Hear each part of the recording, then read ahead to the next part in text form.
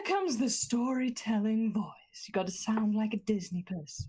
Okay. Directly between the kingdoms of Gisnep and Tetsu, Canada, on the southernmost edge of the main continent, is a curiously shaped piece of land, a peninsula in the shape of a duck's tail. This is the Republic of Duckburg. Officially, it is situated within the kingdom of Gisnep. However, it is so far off from the capital and the king's influence that the famously fiery, independent inhabitants of this land are largely left to their own devices.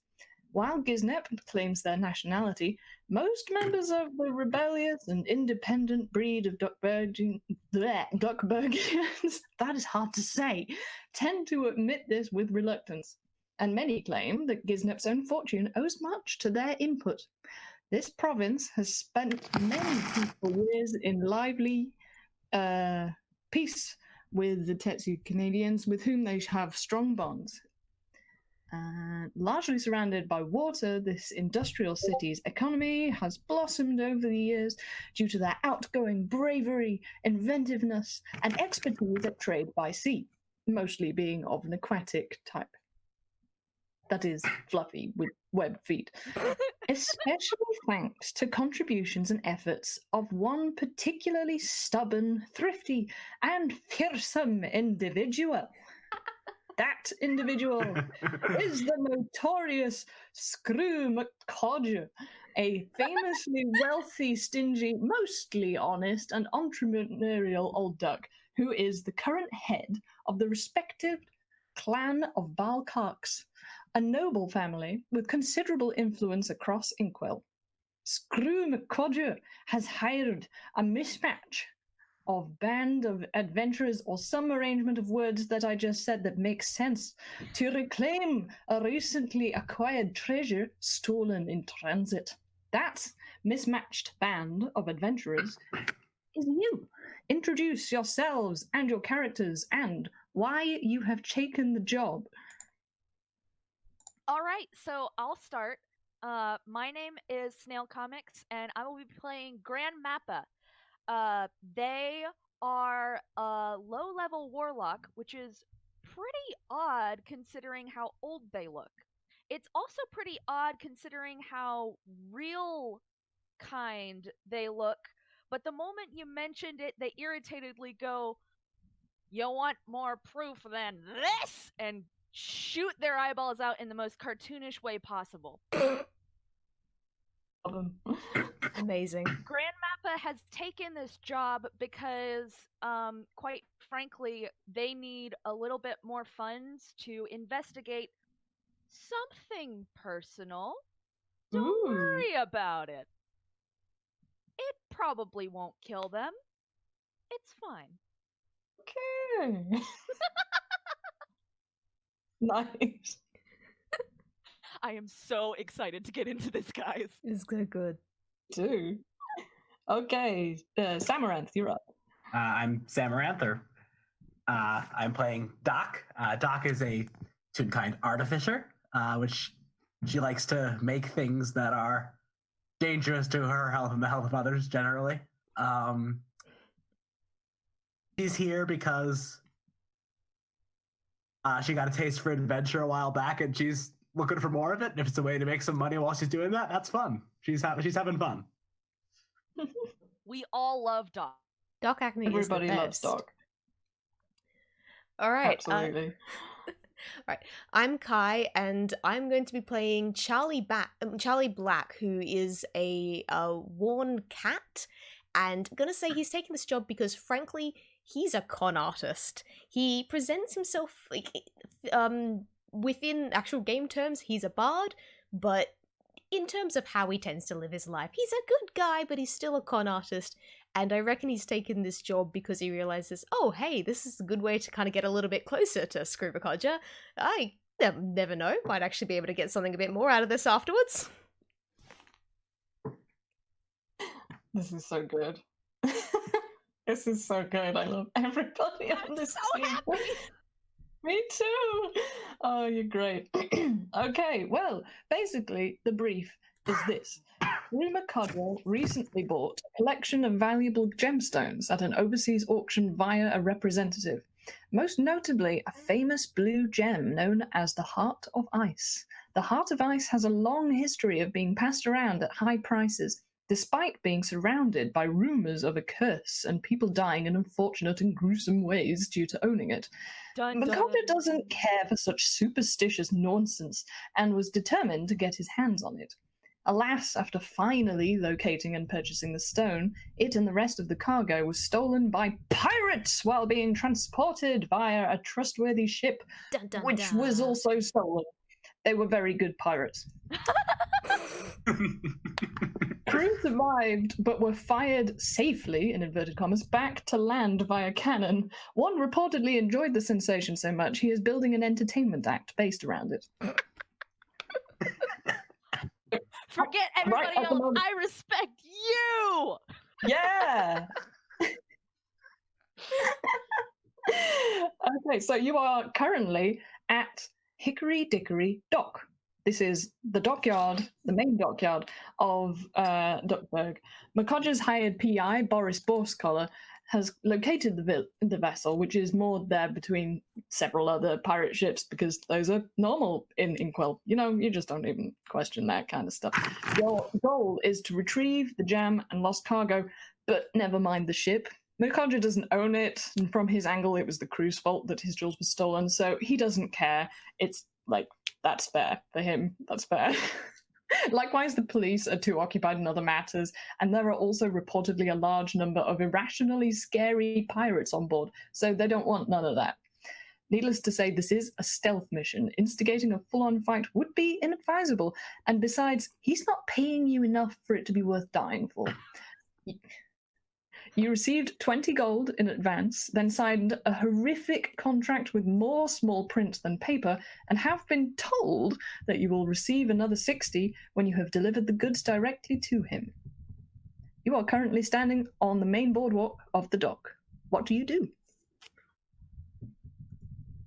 Can Grand MaPa look around? Their perception is not the best, but I just assume that before they even try to talk to the other people, they're just gonna try and scope out the area a little bit with their Actually, squinted eyes, which doesn't look like it's seeing anything, but you can tell that they're looking around. That's fine. Actually, everyone, go ahead, make a perception check. That's just a good way to open. Now comes the question of, can I actually remember what my perception bonus was? Alright. Oh, you need that exclamation mark in there, buddy. Yes! Yes, thank you. Right, I'm still so bad at using this dice parser. Well, Charlie got a 7. Sorry, did Charlie got an 8? Oh my God. 8 so far. This is great. 16! Okay, so the person who looks like they can't see a dang thing comes in with the clutch. Yeah.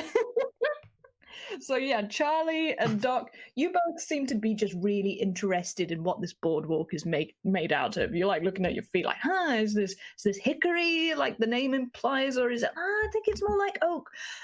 But thankfully, Grand MaPa has got this covered. So, what specifically would you like to be looking at? Are you looking at the dock? Are you looking at the ships? Everything? I think Grand MaPa is looking at the ships and trying to both identify which ship they're looking for and also scan the other ships to see if there's going to be like further trouble since they are trying to stealth. Yeah, good call.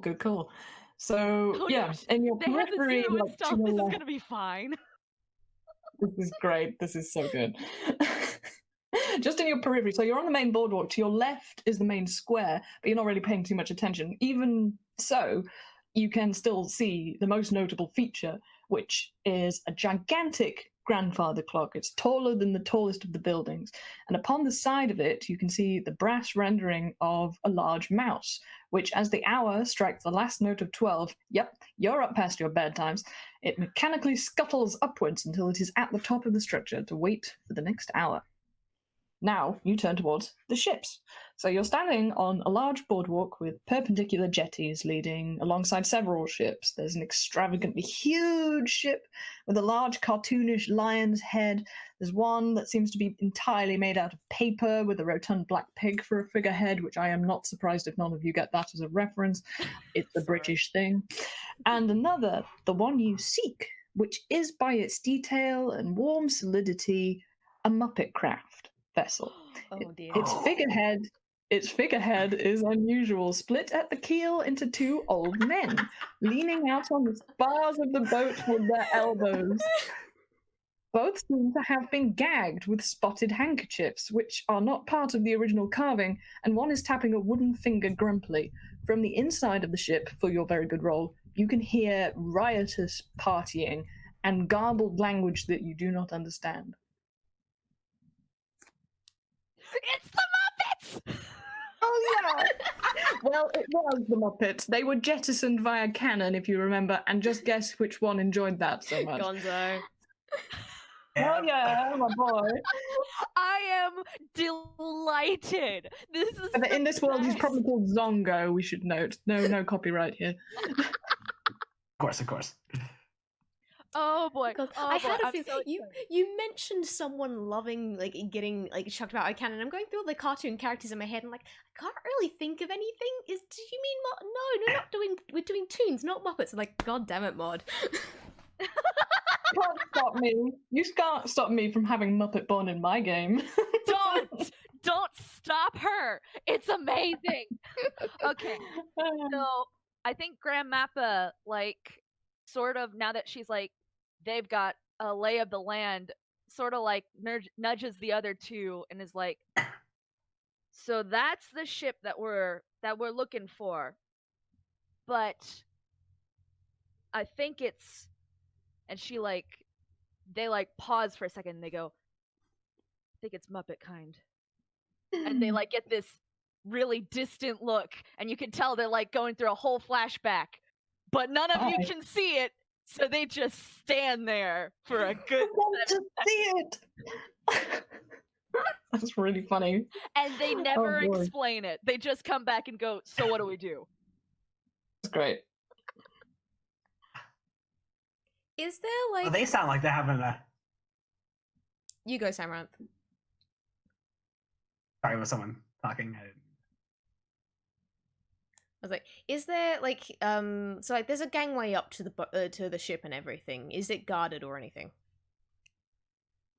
Surprisingly, no, there's absolutely no one about, and the other two ships I mentioned seem to be pretty much abandoned. Like, you can hear there's a lot of taverns further into the square, and it sounds like everyone is having a very good time wherever they are. But yeah, that ship is the only one that is inhabited, but it doesn't seem to be guarded. For your roll, because it was okay, you can just about make out a tiny amount of like something in the crow's nest, but you can't see what, if it's a person or not. Okay. So they also make sure to point up to that and say, something in the crow's nest. I cannot figure out what accent I want for them. I'm so sorry, guys. I'm just gonna be testing some out and seeing what hits. Something in the crow's nest. Not exactly sure what, but considering neither of you saw anything, and they sort of like tap their fingers very irritatedly, I consider that the fact that I'm helping you out at all is a boon. I'm sorry, that clock was just so cool.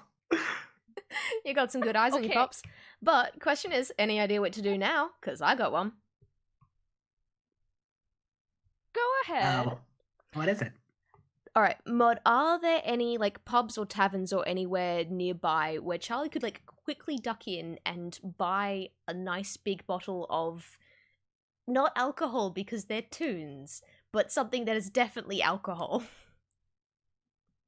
Actually, it's very interesting that you say that, because all along this boardwalk are barrels and crates, a couple of wooden pallets, and right by your feet is a pallet full of bottles marked with XXX.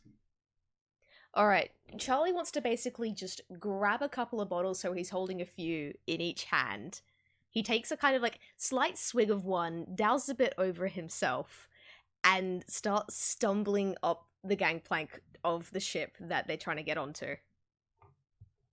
Okay. Does he- Interesting. Do you want him to roll anything for this, or shall I just keep going?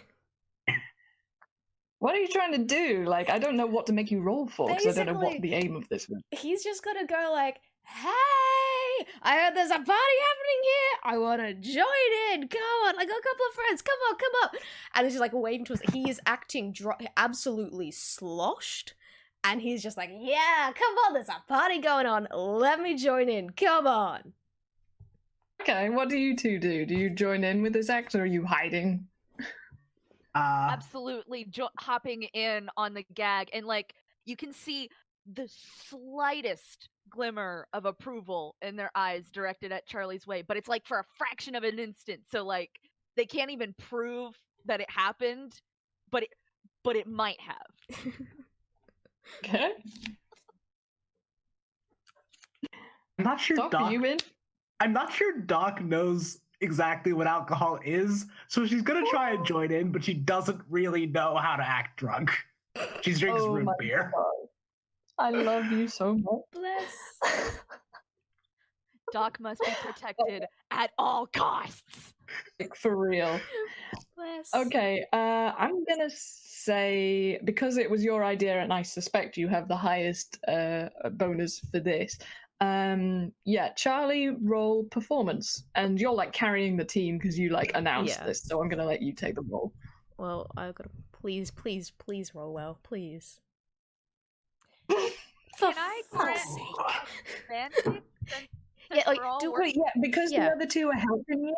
Because the other two are helping you, you have advantage. So take another Okay. roll. Thank fuck. on. Please. This is Charlie's luck is really meant to be better than good. this.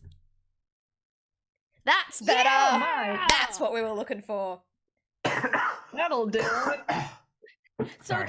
Okay. so Grand Mappa like sort of bonks Charlie on the head a little bit and like just completely distracts from the moment that Charlie like loses character just for half a second and covers for them. Like, pulls Doc in and is just now carrying Doc, so it looks like Doc's still drunk. And then the limelight goes straight back to Charlie once they've regained character, Yeah. and it works. Yeah, Charlie kind of like stumbled for a beautiful. second, but it wasn't quite the joke. Charlie could have went, "Oh wait, no, I know I was forgetting something," and then like next time when he falls back into the act and everything, he's got like little bubbles and like sort of thing floating around his Yes! head. Yeah. That's the Toonkind stuff I like. In fact, because that was such a nice little addition, I'm going to give you inspiration. Yay! All three of us or Charlie? Charlie, I think Charlie earned that Charlie one. definitely Coming up earned with the that plot. one. That was brilliant, Kai. Hell yeah! Awesome. Again, Okay, Charlie well, is a and for con that- artist. He knows how to do this stuff. Very good. And yeah, congrats on that very good roll, because as you sway towards the ship, the two old men sort of look at you and sort of roll their eyes, sort of like, you can't hear what they're, no doubt, like cynically saying, because they are still gagged with these handkerchiefs. But out of the top of the crow's nest and over the rail, you see three very odd faces that look a little bit like this, if this file will load. That's So- fun. You may have heard of Here They Be Gerblins. This is Here There Be Germlins, which is an old movie that most of you probably haven't seen, but I'm a very No, old person. I know this. Oh gods. Mod, Yeah, I yeah. adore you. Yeah, baby. Aren't they sexy? So, you now know who stole the ship from their crew. And yeah, they're having a wonderful time, and they see you having a wonderful time, and they say, "Ah, we did it!" And they shake little party like poppers, and one of them's got a hat on. They look like they are having the time of their lives and aren't doing a very good job at being on guard. But they are not like exactly like welcoming you onto the ship. This is like the camaraderie that you get between drunken revelers on the street. Yeah, So, perfect. That's yeah. Charlie hands still out not one or on the two. ship. Charlie hands out one or two of like the extra bottles that he picked up before because yeah, we're all mates here, aren't we? Okay, how do you do that? Because the top of the ship, like the planking of the ship, is way up there. Like you throw it, like Oh, like before he was like stumbling up the gangplank and everything. So like he was actually well, going up the there's ship. no gangplank. There's no gangplank, Oh, buddy. They're okay. just moored by the jetty. They don't have any means. And in fact, yeah, now that you look at the ship, it's not in a great state. There's like holes in it, presumably from how they stole it. All right, in that case, Charlie's just kind of like yelling up at them, waving his hands, like, "Oh, come on, this party, let us in, throw us a rope!" Like trying to, like waving his hand, trying to get them to either come down or throw something so that they, that he can get up. Great. Roll dex, everybody. Dex saving throw or just dexterity check? Dex saving throw. That's same for me. Why do I keep rolling so bad? Ooh. Um, You don't I love mean- that. To be fair, acting drunk, this is more or less about right. Ooh. okay, I'm gonna be nice, but it comes with a price, as everything does. So they throw you a rope, and they do so whilst laughing maniacally because the other end of it is attached to a large barrel full of tar. It comes crashing down, and miraculously, Charlie and Doc, you manage to be catapulted by the broken planks that result from this extremely heavy, gloopy stuff within the thing. Grandmappa, I'm afraid you don't fare so well. You don't take damage, but you do get gunked. So you are now extremely sticky, and you're going to have disadvantage on all your other dex saving throws until it's like got off. So enjoy that. They think this is hilarious, by the way, so you're extremely in the Gremlins good books, but yeah, they pranked you good. Charlie thinks Yeah. this is hilarious. Grandmappa's like trying to go along with the gag, but they're like secretly simmering, and it's like not actually that secret.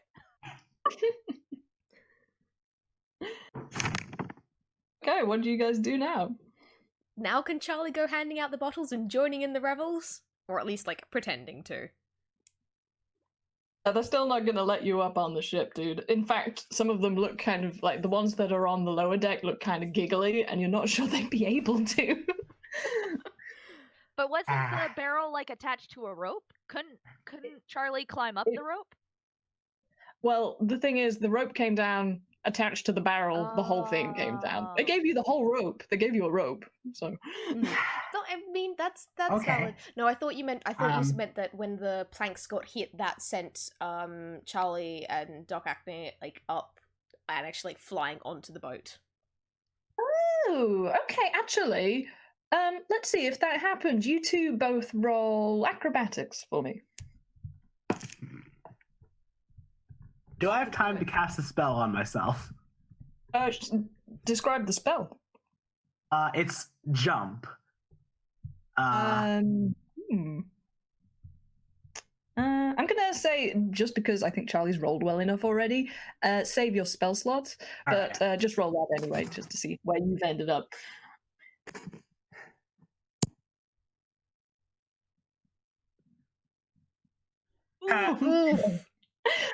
Okay, so Doc, you go up and then you come back down.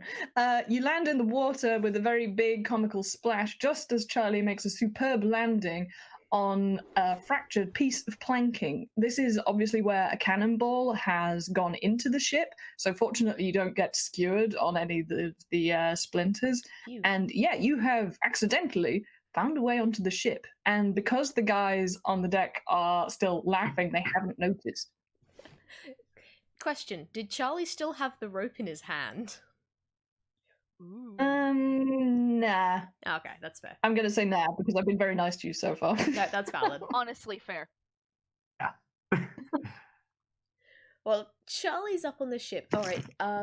Can I do like a perception check? Look around, see if I can spot anything I can lower down to the other guys. Oh, go ahead. Okay. Good roll. Nice. Now I get the good rolls. You do. You do get the good rolls, baby. You see a length of chain. It's not ideal because it's going to make a noise, but it's a thinnish piece of chain that looks like the kind of stuff you use to secure cargo or cannons to the wall to stop them pinging around the ship. Also, you don't see anybody. You also hear lots and lots of people, or as you now know, Gremlins, having a wonderful party in the main barracks, you'd guess. Like, there's a big hollow room that you can hear, like, partway along this corridor. And, yeah, no one is really listening, and I don't think they'd be able to hear you because they're having such a riotous fun time. They all ate after midnight, and if you've seen the movie, you know what that means. Okay. But yeah, you got yourself a chain.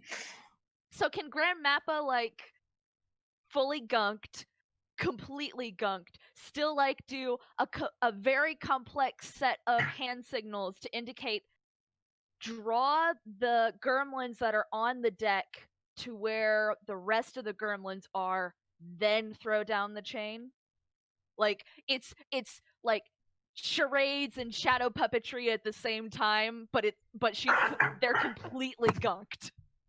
I'll allow it because that makes for a hilarious visual, and also I believe your silhouette design is good enough. All right. Do I roll for that, or is that just allowed because Toonkind?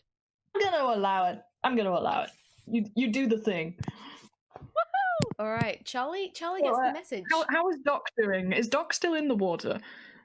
Doc's in the water. Doc's trying to swim back to the dock, and is trying to come up with a pun for that, but it's not working. Okay, anybody gonna help Doc out of the water, or am I gonna have to make them roll a boring athletic roll? No. As soon as Grand MaPa sees Charlie move away, either to do their plan or to do whatever his new plan is, they immediately try to help Doc out. That's good. Okay, I'll allow that to happen as well because you're being assisted, and it's not like a difficult thing to do. The only thing is that the water is really cold. It is October, November, and yeah, it's midnight. So you are cold. That's the only result of that. Hi. Thanks for the help. That was nice of you. Sorry about that. Anytime I get to use my quarterstaff as a hook, they pat, but like there are tar bits left on the place where they pat. Good day, buddy. Oh. Yes, okay, so Doc is wet and slightly sticky, Grand MaPa is very sticky, and Charlie is being a sneaky boy. What's Charlie up to right now? Charlie is going to, do his best to kind of sneak onto the top deck and have a look around and see where all the gremlins are, and like do a bit of like a head count, see how many and how and where and all of that stuff. Okay, I'm gonna do something that doesn't exist because I feel like it's appropriate and it exists in other games. So I'm gonna make you do a luck roll. And because you are canonically a lucky character, I'm gonna give you a +3. So D20 +3. Ooh. Please. For fuck's sake. God, usually, God. The irony is a 7 is usually very lucky, isn't it? Yeah. Yeah, that's not so great. That's not so great. God, where's Alibi when I need him? Who could say? Yeah, you come out of a door that you're not supposed to be coming out of, and the two on the main deck are right in front of you and turn to you and say, Charlie's just like arms in the air. I think he never actually dropped the bottles from before, so just arms in the air, holding up the bottles, yay! And like shoves the bottles in their hands and it's like sticks with the whole party persona thing, because what else has he got to fall back onto at the moment? Okay, roll persuasion. I think that's my persuasion again. It is nice. Come on. Please. Yeah! Nice! We take those! Benefit of the tape, that's a 25, everybody. So yeah, they see those bottles and they go, and they like start doing a little jig, and it's wonderful, and yeah, you're all like best friends now. This is great. Yeah. What happens next? Because they are also opening those bottles and like necking them down. There's also a guy in the there's a little gremlin hanging out in the crow's nest, and he just sees this happening and is like, "Oh, great, more people!" and then goes back to like basically sleeping up there. Fair enough. Is there any way Charlie can like wave him down, like shake the one bottle he's got left to kind of like, yeah, there's one for you too. Come on. He waves a lazy hand at you, like over the crow's nest. He's not coming down, and he's like, you can tell like this gremlin's had enough partying. He just wants to sleep. Okay. I think I'll just leave him up there. Like, Charlie's just gonna leave him up there for now. A single gremlin doesn't seem like too much of a risk. In that case, that's up to you. And but really, you aced that persuasion roll, so all of these guys are your friends now. hell yeah, that's the best. Like, that's the best way. Okay, time to go into the party. Because like, what are they doing, standing around up here in the freezing cold when there's a party going on down there? Like, come on, why are they not having fun with everyone else? It's unfair that they're up here. Okay, how do you persuade them to do this? Because you clearly don't speak that language. I reckon he's just like, He starts off with just kind of like think party. I think he's kind of like pointing downstairs, going like, oh yeah, like the party hats and like the like blowing with his like lips up to his mouth, like the streamers and everything, and just kind of like waving them below, because like, hey, there's something great going on down there, and just like gesturing, yeah, why not? Let's go. I'm not sure what to make you roll for this, if anything. Oh, I don't know. You know what? Just so we can move along, I'm gonna use that previous persuasion roll, and they go, and they basically, what these slightly addled, very hyper gremlins think you said is that you're taking over watch, and that they can go down and join the party. Perfect. So they go and join the party, and you are alone on the deck of the ship. Perfect. As soon as it's definite that like they're all in the party, they're not, and like the gremlins aren't really going to go hearing anything, Charlie goes and kind of kicks the chain down so that Doc and Grand MaPa can get up. Okay, that's fine.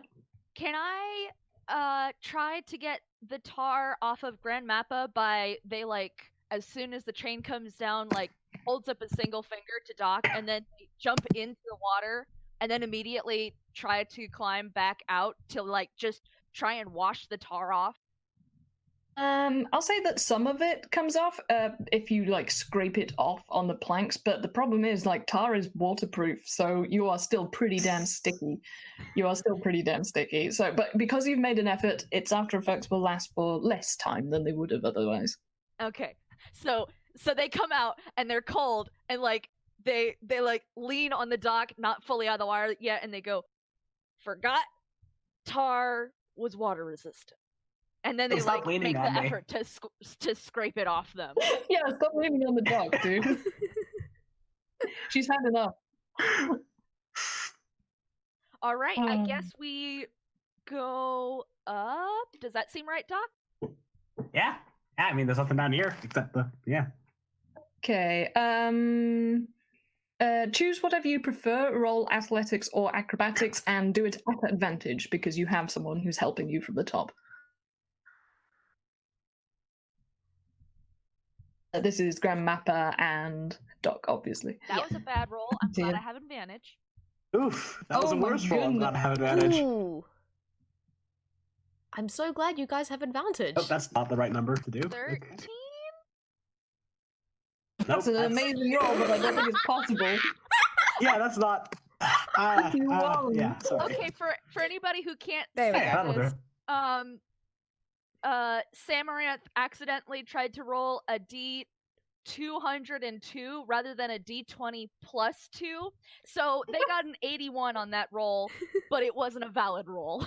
I was about to say you teleport to the deck like on Star Trek, but yeah, as it happens, they practically do though, right? Yeah, 18 is just about as good. Like you do the whole like you get hold of the chain and you walk up the side of the ship like as if you're just walking up. You know, if we'd filmed this, you were basically walking along the pavement and we turned the camera on its side. That's what it looks like. Grand MaPa, you have a bit more trouble because you're so sticky. So like you're going up and then your hand sticks to it and you have to dislodge it and then your leg gets stuck to it and then you have to dislodge it. When you do this, it does make a bit of a noise, but you don't notice anything because I'm the DM. So yeah, you make it up onto the deck. Everybody's together now. Hooray! Together again. Hurrah! Geez, good to be together again. Charlie kind of like pointedly looks at Grandmapa's state that they are in with all the tar everywhere and is like, you want me to clean that up, Gramps? Honestly, yes, I would appreciate it. I would appreciate it, though, if you wouldn't look down at me for following the gag. Charlie, like, I swear, I'm not looking down at you. You got me right at the beginning there. Like, you did great. Just had a bit of bad luck here. But yeah, Charlie has prestidigitation, and one of the effects is like instantaneously clean or soil an object no larger than 1 cubic foot. I'm guessing like he can cast that a couple of times and it will clean Grand MaPa off. I'm delighted that someone has used prestidigitation for exactly the thing that I was hoping they were going to use it for. Hooray! Hurrah! Magic! Your filthy, sticky ailment status ailment has been cured via the magic that is my favourite cantrip, prestidigitation. So congratulations. You have solved my sticky tar puzzle. Woo! Yeah. Okay, what do you do? I got us in here. Your turn Oh. now. Doc, We need to what are find you wherever they thinking? keep. We need to find wherever they keep the treasure. Do I know anything about boats? Do I know where they would like store things in a boat generally? I don't know. How about roll history? I'm going to allow that as a history thing. All right. High proficiency. See, this is one of the Like things something that would be okay to do with that. I can't think if there's a better category. Yeah, because the thing is, like, Pathfinder has all these things of, like, knowledge, local knowledge, history knowledge, this, knowledge, that, and, like, D&D, you are lacking. Okay, so this is 14. I'm gonna say that you know what boats generally follow the rules of, like you know where the poop deck is, because it's funny, you see, because it's got the word poop in it. And yeah, you know where the bulwarks are, you know where things generally are. So an educated guess is that the treasure room would be adjacent to the captain's cabin, which is just behind you on the deck towards the aft of the ship. So you can only see one door, but it's a very finely carved door and it has a big fancy lock on it. So you're gonna guess that's where the captain's lodgings would be. All right. I'm gonna go try and open that lock, and then we'll see if we can move onward from there. Great. How do you do that? I take out my thieves' tools and I try and pick the lock. Okay, roll for me. What? I don't know what you roll. Is it dexterity or is it intelligence, or like what do I add to this? I'm pretty sure pick it's your sleight of favorite hand, up. right? Because it's Oh, like sleight of picking a hand? lock. No, Yeah. sleight of hand is like magic tricks or hiding things. Thieves' tools I'm just gonna proficiency. say, I like- have proficiency in thieves' tools, which I get +2, but I don't know which ability score to add to it. Yeah. I would say Dex. What? All right. Yeah? Okay, Dex. Thank you, Kai. Kai is our brain. Oh, very good. 17! Nice. 17. Okay, so Doc, you very successfully identify this lock, and you've seen this kind before. Interestingly, this one is carved in the shape of a frog with an odd sort of jester frill around it. You don't know why that is. And via your canny skills, you manage to disengage the lock mechanism, and the door harmlessly swings open. There were no magical traps, because there weren't any, and that's my decision, so there. And the door... That's lucky for Doc, because she just wouldn't do it. Yeah. Okay, so you're now in the captain's quarters, and it's a nice room. It's like kind of steampunky, you know. There's lots of brass gadgets and maps on the wall. There's a nice old warmly glowing light. But the weird thing is, like, even though it feels warm and homey, it's really cold. It's cold in this room. Like, it was cold outside, it was cold in the water. It's colder in this room. And there's only one other door leading off this room. And again, this looks like it has a lock mechanism on it. But it's different. It's different from the one that you have just broken into. Grand MaPa is going to immediately do another perception roll. Yeah. They don't trust this as far as they can throw it, and they don't know what to throw, so they're just scanning. Okay, go for it. 8! Not great! Don't see shit. You don't see shit. Charlie's doing the same. You see a nice room. You see a nice room with drapes that you would like. No. There's tar on their glasses, so they're like trying to find a clean place to actually get it off. But in the meantime, other people have time to look. Neither of you noticed anything. Charlie gets distracted by the shiny things. Is there any question? Is there anything he can kind of like slip into his pocket subtly? Strangely, or not strangely, considering this vessel was recently acquisitioned by pirates who are downstairs having a really big party, there's nothing. There's absolutely nothing that wasn't nailed down that isn't left in here. Like, there's the bed, there's the desk, there's papers strewn everywhere, but they're not valuable at all. And yeah, there's no trinkets at all. Damn. Doc, I can't see a darn thing with my glasses. Do you want to give it a go? Yeah. Doc, who was being distracted by the brass gadgets, decides to look around the room. That's fair enough. Okay. Oh my goodness. 17 on the person with a -1. That's how we do it. This is D&D. Mark, you're so good. This is so good. So yeah, you see everything I just described, only like much better. Like, you're in high res. You're at 180 dp.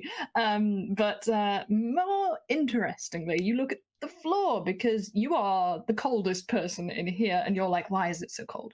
You look down and it's like a kind of a fog down there. It's not quite dry ice level thick, but it's misty on the floor. And when you look at the other door in this room, it seems to be sort of coming from there, but it's really hard to tell because it could just be coming in from outside. It's an autumn day and it is getting colder, so it could just be the weather changing. Everybody make a con saving throw. Oh dear. I'm good at that.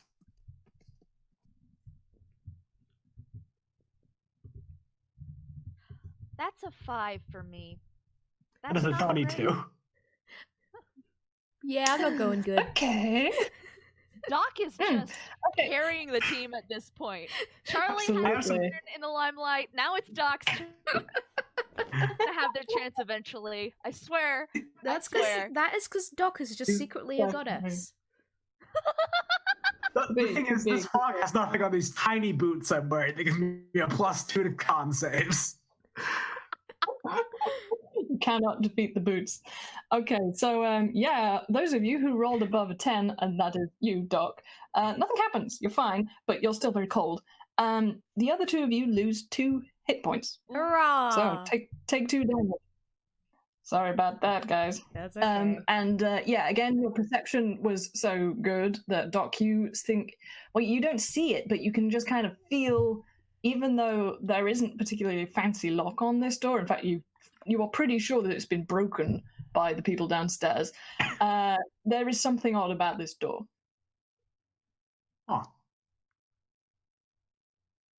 So, this room is cold, right, everybody? And we're looking for something called the Heart of Ice. Do we think there's anything there, or is that just me being paranoid? An inspiration point. You remembered something.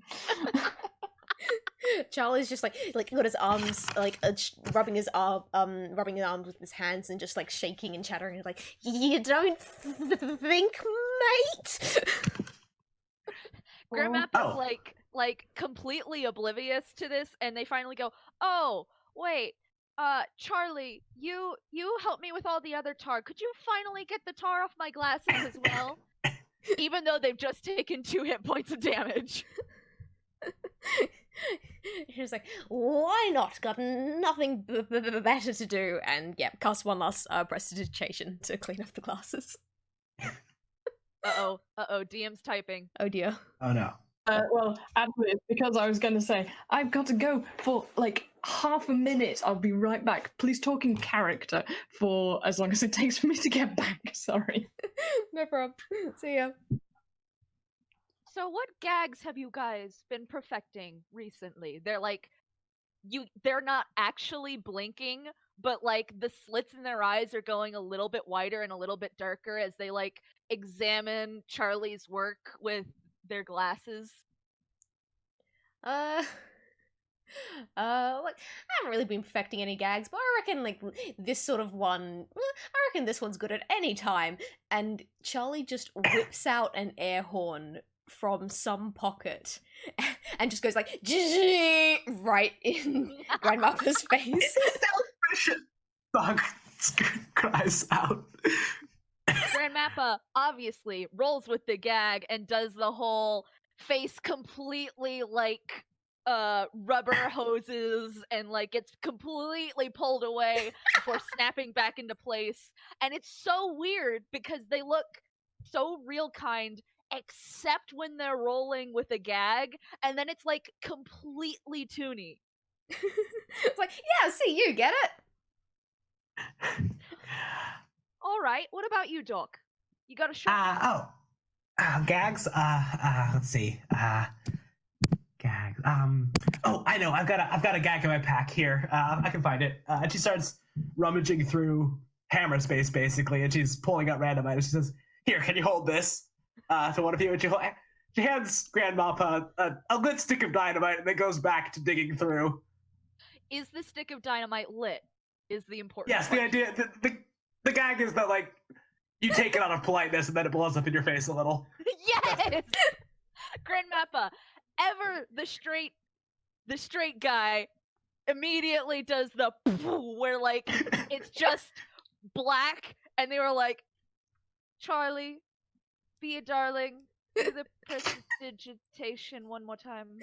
Yeah, Charlie is doubled over laughing at this point, but like he waves a paw and cleans up your face and everything. And in fact, this is perfect because of the explosion and the fact that tar is flammable. You actually got the last of the tar off your glasses because it ignited it. Explosion! Save the day again! Charlie, and it was all thanks to the gags. Charlie claps Doc on her back and just says like, "You're a good one, mate. Might have a job for you later down the line." Oh, thanks. That's nice of you. Slightly ominous. Okay, apologies for having to disappear. My dog escaped and I had to take her back downstairs to the kitchen. No sweat. No we problem. understand. We have puppies.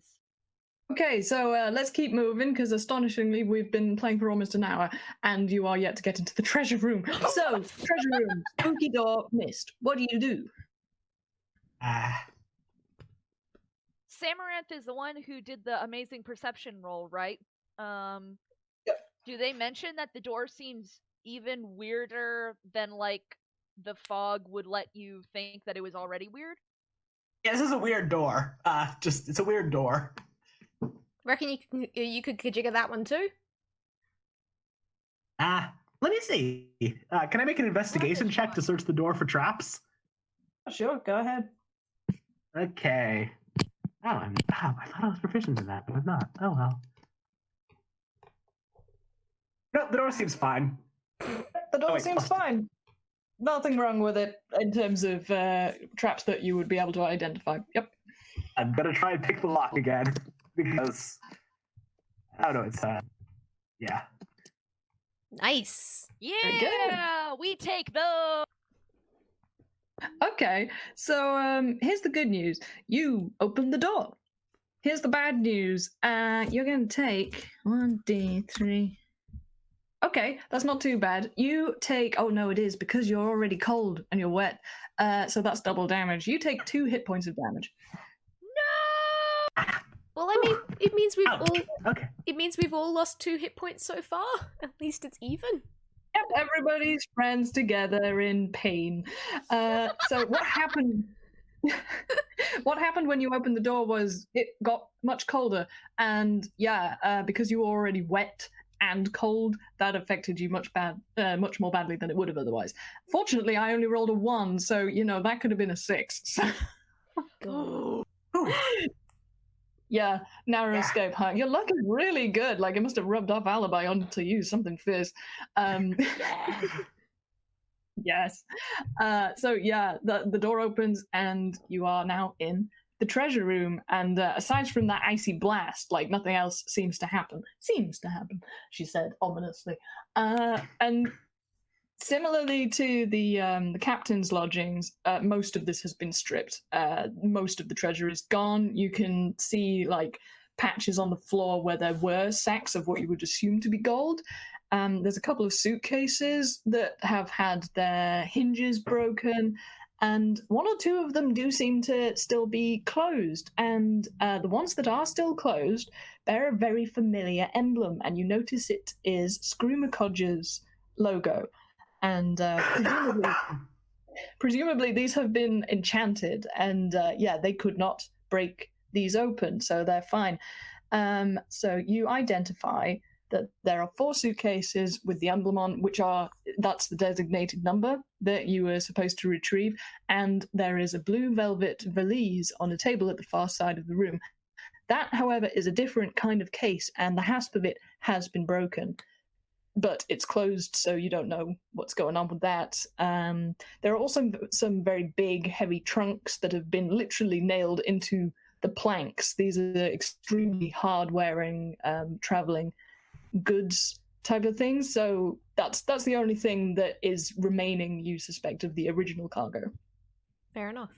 Charlie, being a nosy bastard, is gonna go and open anything that he can. Okay. Roll me lockpicking or something relevant. I don't have lockpicks or anything. Is there anything that is unlocked though? Because you did say that like people had already been through here, and it seems a bit strange for them to lock it again behind them. Yeah, doesn't it? A lot of the cases are just like open, and you can tell whatever was in has gone, apart from Scrooge's wares. So yeah, you can pick those up. They're fine. The problem is like the Scrooge's things have been chained to the wall, so you're going to have to figure out how to get those off. The thing that is open, as it were, is this blue valise on the far table. What do? Do you open that? Absolutely. This is what I meant by like Charlie's going to go open anything he can and just have a nosy. Great. You open it. One massive step back. Doc leans forward and looks. Oh boy. Charlie has no sense of self-preservation. As you may have guessed, this small velvet valise contains the Heart of Ice. Its hasp has been hit with a hammer, however, to open it, so the clasp is broken, and it cuts your finger.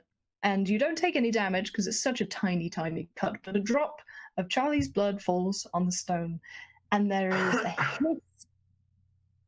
a hiss like you've never heard a hiss. It's like you've put out a giant bonfire, and it's weird because you've just dropped this tiny amount of blood on this tiny, tiny, shiny, beautiful, beautiful blue stone that's cut into the shape of a heart. And there is an odd popping noise and a whiz and a tiny bit of sort of bumper-dump sort of fun music, and you hear laughter growing louder and louder and louder, and then a poof! Hello, it's nice to meet you, fellas, I say. I wasn't aware that till you came along and freed me from that curse. And forgive me if I'm rusty, 'cause I didn't have a chance to rehearse, but what the hell, I'm your best friend, Spinel! And lo and behold, a tune comes popping out, or rather popping into the gem that you have recovered, and they look a little bit like this. Ding! Hopefully it will appear sometime soon this year. Yeah. Oh, what do you do with your new best friend Spinel, who is a puppy? Doc's applauding. Yeah, Doc loves the same. song. Charlie too. Oh. Yeah. Grand Map is like completely freaked out, but they recognize that like that was a gag. That was pretty good. Spinel is very, very happy and does very exaggerated bows, and her tail is wagging, and she looks as happy as a clam, or in this case, a very rubber-hosy toon dog with her big floppy ears and her adorable eyelashes, and she's just looking around and beaming at you and says, oh, you're too much, you're too much, you're too much. Oh, I love you. What do we do now? Well, as far as I know, we need to get you back to like we need to get you back to someone else. But like, I don't see why we have to go too fast about it. Neither do I. What? Who's you? Curse, we're not just gonna take her back to. Her? But who? What? Why? We only just got to meet each other. Yeah, no, we can't. We're not just gonna take you to. I mean, so you were in the gemstone, or you were the gemstone? I'm a little bit. I don't quite understand. Does this really big exaggerated sigh and an inhale and says, Well, you see, a very long time ago, I was just minding my own business and doing a little dance and doing like a happy thing, and then this mean old witch, she was like, I don't like the way you sing, and went zap, pow, and then I was stuck in that stone for 200 years, and it was really boring. Sounds Super terrible. boring. Sounds to me. Yeah, she was really mean. and she does a little stamp on the floor. Sounds Oh, to it me like sounds you've got so 200 years worth of fun to make up for then. Are you Or do I ever? are you saying that in the entirety of the time that you've been a gemstone, nobody else has gotten blood on you and broken the curse? No, roll insight. All right. Grand MaPa like gently grabs one of the cases and like slowly puts into hammer space, and it's like she's like, I don't trust you, but also I know that insane stuff happens because of backstory which shall be provided as it is relevant. So she's like, I don't outright trust you, but I also don't outright distrust you, so I'm just doing my job. That's fair enough, but still roll insight. And anybody else can if they want to. Yeah, oh, I probably have a a good idea. +4 in that. I totally jinxed myself, didn't I? Okay. Dark with these hot rolls. Ah! Wow. Nothing lower than 15, y'all. But I rolled a natural 20. Oh my god. Are you kidding? Okay, you have to That's give that one to Doc. fantastic. You have to give everything to Doc. Honestly, like you Natural 20 all minus did, 1.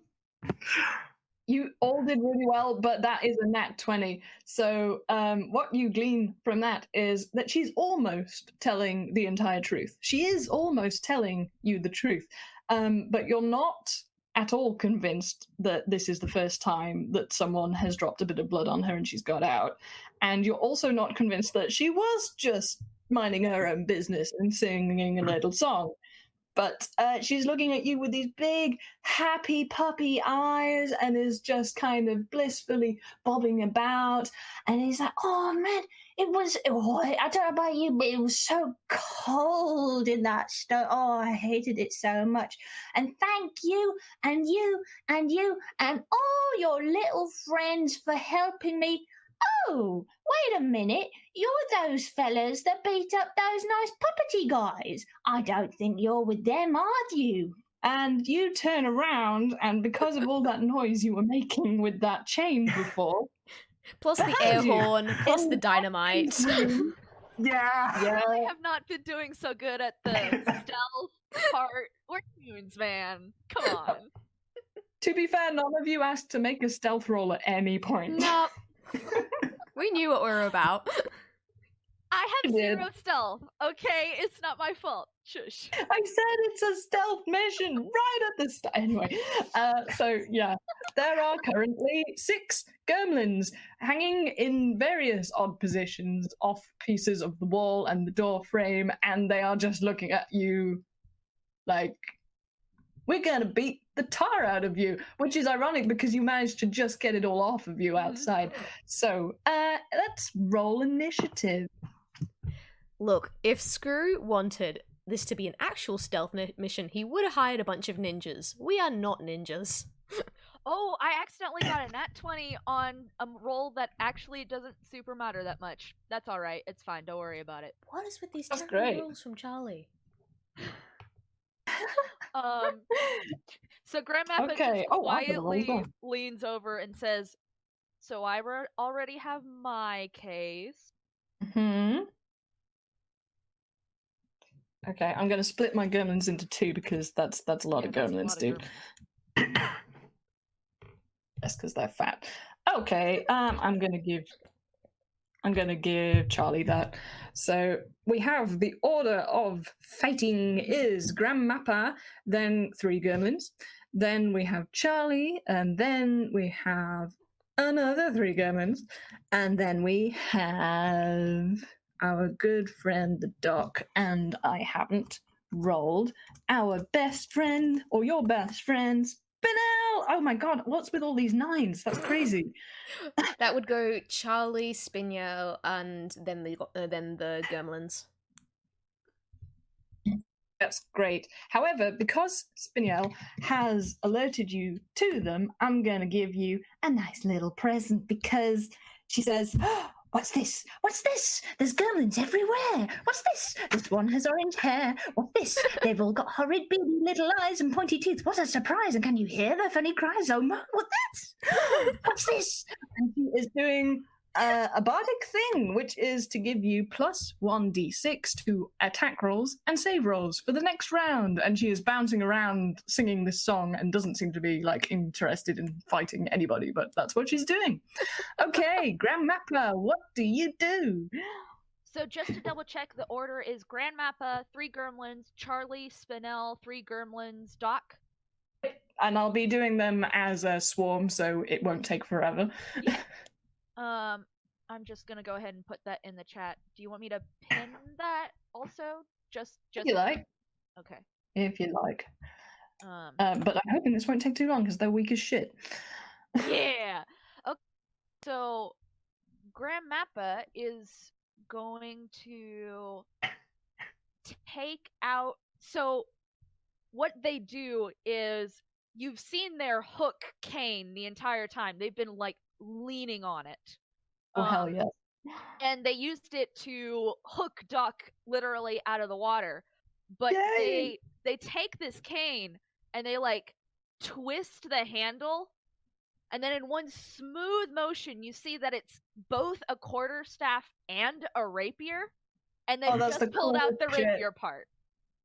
And they go to the gremlins that are going to be attacking first and go, on guard! And they swipe. So that's my attack bonus plus Spinel's +1. It's Spinel gives all of you a plus 1d6 to attack rolls and save rolls. I can not talk. That's really good for a DM. So, how do I do that in like the chat? That would be 1d20 plus my hit. Yeah. So you need to roll to hit first. 1d6. Yeah, you can use it for that. I think that's right. Yeah. Yep, that gets him. That gets him. So that's 1d8 plus 1d. No, that's just 1d8 plus 2. I can do this. I'm math. You can do it. I believe in you. Believe in the me that believes in you. Oh, that didn't go in the chat. This is the hardest part of playing D&D online. It's like trying to figure out. It's a 10. It's a 10. I got the most hit that I possibly could have. Nice. I'm very happy. She goes really, like, really good. She goes like, they go like, and in that swipe, you clean take off one of these gremlins' heads. It just like goes bouncing off around the room, and it says as it goes. And as it's come off, it's still like as it's rolling out the door. And yeah, there are two who look extremely worried, and both of whom have taken 1 damage from that. Let's share it out. Let's be friends, huh? And then they look extremely cross at you because they are mostly irritated that you've ruined their sweet threads because they had partially robbed this room of all its beautiful silks. And yeah, one of them had a nice sort of 1970s jacket that it was rocking, and the other one was wearing a tutu, and you've just messed up their fashion. They don't care about the friend that got decapitated. That's like, whatever, happens all the time. So they're going to come at you, and I'm going to roll as a swarm, so I'm only going to do 1 roll for both of these things. I'm guessing that doesn't beat your AC. Nope, my AC is 11. Okay, so these two are so distracted and distraught by the fact that you dissed their fashion that they basically both attack at once and bump into each other in attempting to grab you, and comically go rolling off to the side, scrabbling with each other. All right, so Grand MaPa just calls back, make sure you don't forget your case! And then on we go. Okay. Charlie, you're up. Charlie... Alright, I have a thing I want to try, but I'm not sure if you're gonna let me do it. That's the question. What I want to do is basically have Charlie to kind of like leap over some of the gremlins' heads until he's like right into the center of where they are. Specifically, like partially so he can get into the middle of all of them, and partially to get away from his friends, because he wants to cast Thunderwave. And he doesn't have spell shaping. Okay, because I failed to be able to draw this room and my hand is dying, so like whatever, I'm gonna say I'm gonna allow you to cast this on the other 3. Like, so those 2 have gone bundling off to the side, and there are 3 still in the doorway, but you have to sort of leapfrog over Spinel to get at them. So in order to do that, I want you to roll athletics. Like, I won't take anything out of your move, that's just going to be your movement, but I want to see this work out good if I'm going to let you do this. Athletics or acrobatics? Either. Okay, let's go acrobatics and we'll make it a fancy flip. Yes. Yes! Oh, you do it! Nice. And he sticks the landing! Alright. The crowd goes wild. In fact, the gremlins are really impressed, and they all hold up scorecards. You get a 9, a 9, and an 8. So Charlie, like puts his hands on Spinel's shoulders, like goes, hup, leaps over her, does a fancy flip in the air, lands, and then as he is like gets just far enough away from his friends so that it isn't gonna hit them, he casts Thunderwave. So everyone that it's gonna hit, make a Constitution saving throw. Yeah, I think that is basically just those 3 gremlins, and I hate to tell you this, but they do actually have fairly good constitution, so that's a +3. Oof! Oh, that's a 9. Yeah, okay, Sorry, so folks. that's okay. So what do I take? So you still actually take is that 1 moment? Like, yeah, so you still actually take 4 damage each. And That's fair enough. They all go, which I'm going to say was a success. Yep, that's fine. They all sort of do the cartoon. You see their skeletons, and for some reason, some of them seem to have a person's hand in them. That's weird. But we move on very quickly because it is Spinel's turn, and she's continuing to do her little funky dance. But while she's doing her little funky dance, she is also kind of doing a Macarena thing, but with very violent sweeps of her cartoony hands, and is like swatting left and right. So she's gonna roll to give them Mortal Kombat. Yeah, okay, that definitely hits. So she smacks them, but good. And she's also aiming for these 3 in the doorway because she's very close to you. And actually, she was basically doing a cheerleader thing, like, because you did so good in your athletics, acrobatics role. So I can't improvise well enough to say what that would look like. But so she does 1. Oh god, I've got to figure out how to do this now. Yeah, that'll be a d6 + 2. Okay, she smacks them all for 3 damage each, and they look Nice. really like oof, like that was. So all of the gremlins are now bloodied. Can I take a free action to And high it five is- Spinel? You do that, and she is so elated, and Hell she yeah. just like beams at you, more teeth than is perhaps normal. And yeah, these gremlins wheeze and then look at each other and go, and 2 of them go down on their knees and on all fours, and the other one jumps on top of them. So you now have a pyramid formation of extremely cross gremlins, and they are going to attack you, Charlie. So Yep, that's that's fair. going to be a D20. And because they're doing formation alpha, they get a +3. I actually have an That's an armor 11. class, Does that hit? so that doesn't hit. It doesn't. You do. You have an AC of 14. That's very impressive. like For a Charlie's- bard, that's very impressive. More than Grand MaPa has. Yeah. Charlie's leather jacket my kind of God. brushes it off, so it's all good. He's got a good quality leather jacket. Yeah, in fact, you do a sort of reverse bowling pin thing. So it's like you're the bowling ball, and the pins have tried to hurl themselves at you, and they go in all different directions. So you have destroyed Formation Alpha, and they did nothing to you. Doc, it's your turn. All right. I'm actually going to pull out a crossbow, which is. It used to be a crossbow. Doc's put all sorts of weird gadgets on it, and it's actually a little bit better now, so that's fun. I like it.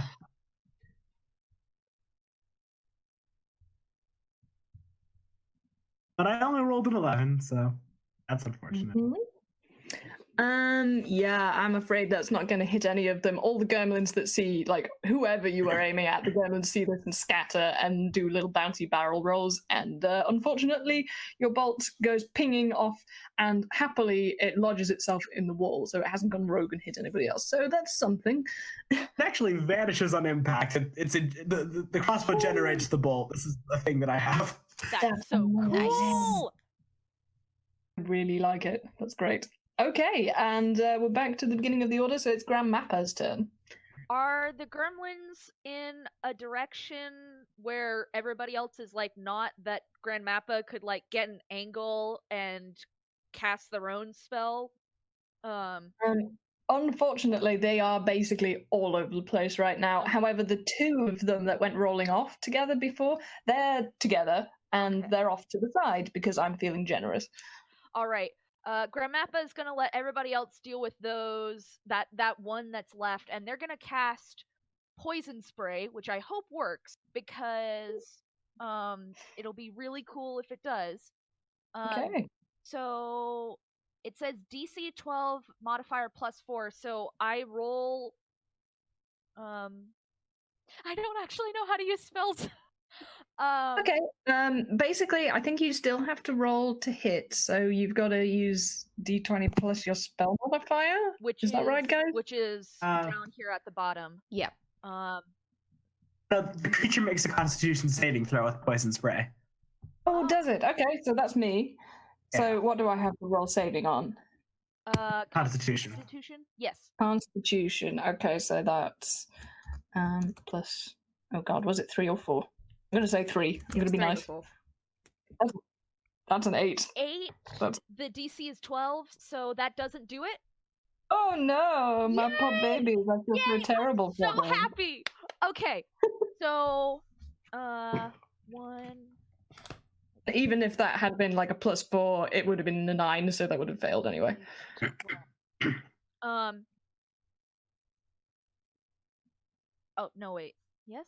Yes. Okay. Sorry, I'm double checking. Ooh. Oh, I am Nice. very pleased.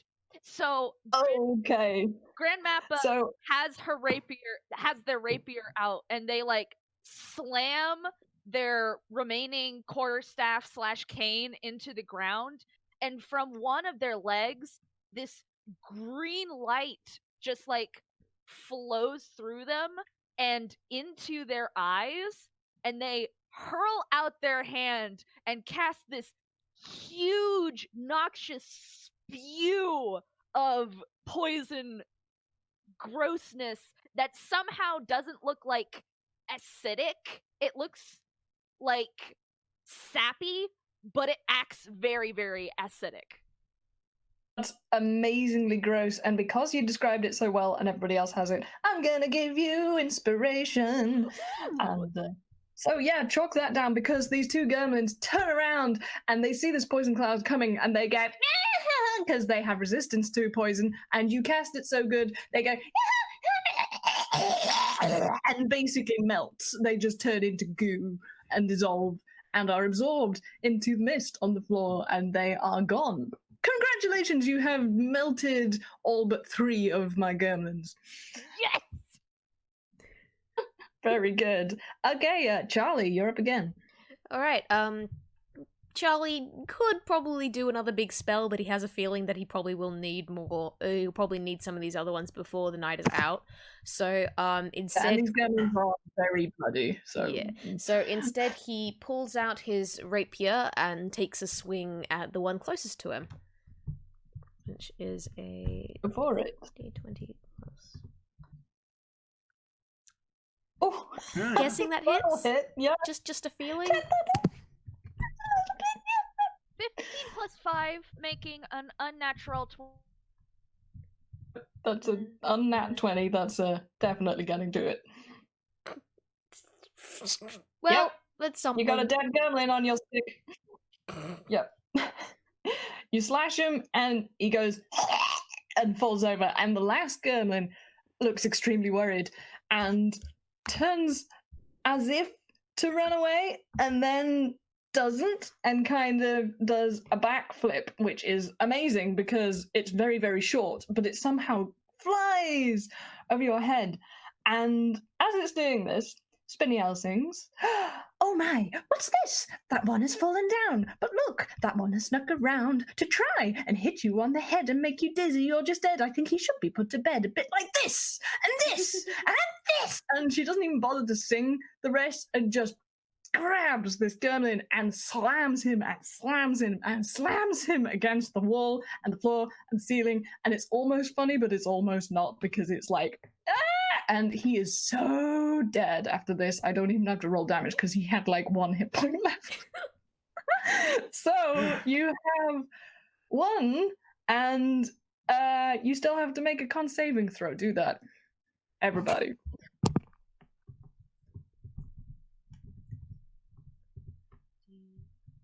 Charlie's just like staring at Spinel and just kind of like, yeah, remind me never to piss you off. Oh, here's the good fucking roll when it comes to con. 4. Aw. Okay, well, Charlie, you somehow don't get too badly affected, but you do get affected because it's still really cold in here. Like, that mist around your feet is still there, and it's gotten quite thick. Like, it seems to be like inside and outside now. So those of you who failed, which is beneath a 10, which is 2 of you, you lose 3 hit points. And I'm afraid, Charlie, you still lose 1 hit point. That's okay. That's okay. I lose double again because I'm wet. Yes, I'm sorry. Oh. I want to say no because I love you, but no. You. Well done for remembering. Oh no. Doc, you're not allowed to die again. Because that was some good honesty. Doc, you are not allowed if to die. If you didn't already have inspiration, don't worry, I'm still not at half health. I'm still okay. Yeah. I'm sorry Makodja was such a mean person that he didn't give you any health potions, but hey, that's just how he is. So, yeah.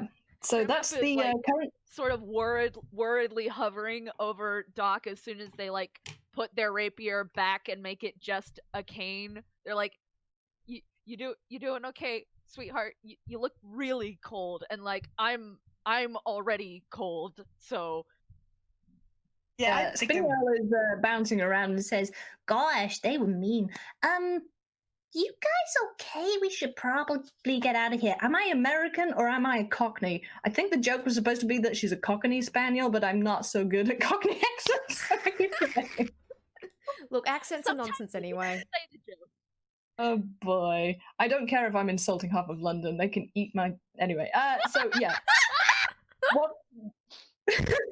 What do you do? What do you do at this point? For one thing, You have Charlie, to try and. I was gonna say, Charlie goes like, "Oi, Doc," and tosses you a health potion because he's still got one from his last adventure. I actually have one too. I'll drink that instead of yours. You keep yours. Fair enough. Okay, you do that. So you roll for whatever that is. I can't remember. It's it's 2d4 plus 2. Yeah. That's very Not good. sure my spot likes. Mm-hmm. And yeah, anybody else who wants to heal up, please feel free at any point to say it. So. Can I use one of my hit dice? And Oh, nice. That's only if we're having a short rest. So unless we feel like sitting around for an hour. An hour is a long time. Yeah, I wouldn't No need to advise do that. something like that. Oh, now Okay, I see where they have so, to figure out the spell casting thing and everything. I'm a dumb. Sorry, guys. Okay, it's okay. We're learning. We're all learning together.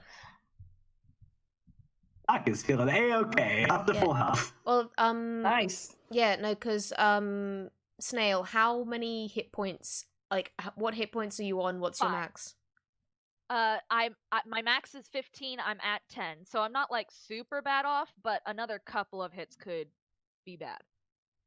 Okay. What I will say is, if you remain in this environment, you're not going to get more hit points. So That's fair. Okay, but you're not on like death's doorstep yet or anything. I'm not on death's door. Don't waste a potion on me. Okay. It was like, right. Should we get going then? The cases. Do we need to try and get these other bags for? Yeah. All right. Yeah. Mhm. Time to grab them off the floor. yeah. and Okay. shove So them in. to remind you, there are. Sorry, I couldn't hear that because I talked over you. My bad. No, you go, Mod. But it was just to remind you that yes, you have the Spinel, which is debatable as to how Screw is going to react to this gem, who can walk and talk and has opinions. But there are also 4 pieces that are still attached to the wall by chains.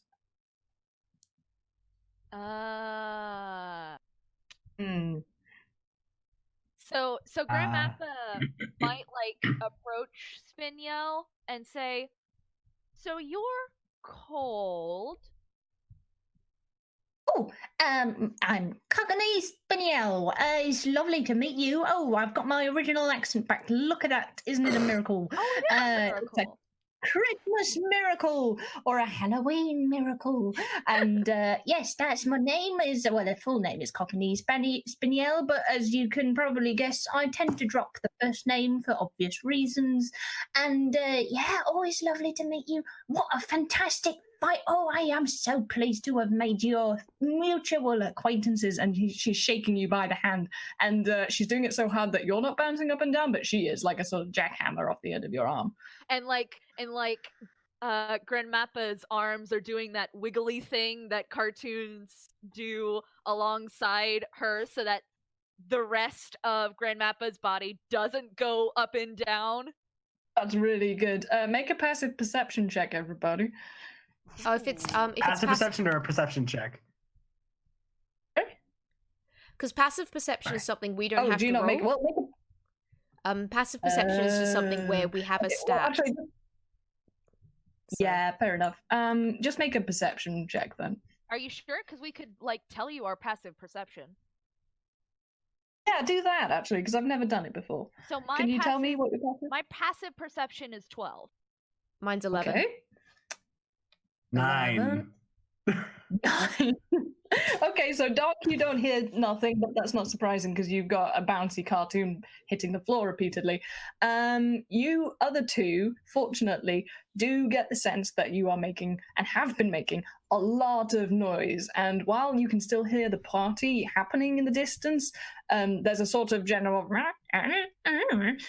And you get the idea that maybe more people may be coming to see you if you don't get a shuffle on. So Grand MaPa goes, yes, it's so nice to meet you. You wonderful gem. Listen, you seem to have the ability of being cold, Spinel. could you freeze these chain? Okay, I'm gonna let go now. And they like very gently let go because they don't want to like insult Spinel, even though they don't like fully trust them. They're like, could you freeze these chains so that we could take these cases and go? Oh, why didn't you say so? And yeah, Spinel walks over and does the sort of interlacing of fingers and does a stretch, and it makes a horrible cracking noise. And she reaches out with her hands to two of the chains, and you hear that same sound like when she was released. And as if they have been dipped into liquid nitrogen, both of these chains freeze and they become brittle and they just crack. They come apart in her hands. So you have broken two of the chains. However, though you have two of these suitcases, you can now hear definitely that there are footsteps happening. They're pretty far off, but they are coming. Time to grab the boxes and get the hell out of there, then I guess. But there's still two left. Can I ask Spinel to grab the other chains while I guard the door? Yeah, sure you can, if everybody agrees on that. It's either cut and run, like cut your losses and just get out of there and not get caught, or you're going to be faced with a horde of gremlins, and there's a lot of them. Yeah, well, because the one thing is, like, if we can grab the cases, Charlie has, expeditious retreat, which he can only really use on himself, he realizes, but also kind of like, I can imagine him just grabbing the hand of someone, just dashing the heck out of there, and dragging whoever else along. Yeah, Doc's also a Warren, so between the two of us. Yeah. Oh, I reckon we can move pretty swift when we need to. Mind doing these other two, Spinel? One would grab onto Spinel, grab onto Grand MaPa, and then you both would cast Expeditious Retreat. Yeah. Yes? Yeah. That sounds like a good idea. Okay, I'm going to allow it. So, yeah, Spinel gets a wiggle on and grabs the other two chains. Broken. So you now have all four suitcases and do your thing. I don't know if you have to roll anything. Like, how does this work? Tell me what it looks like.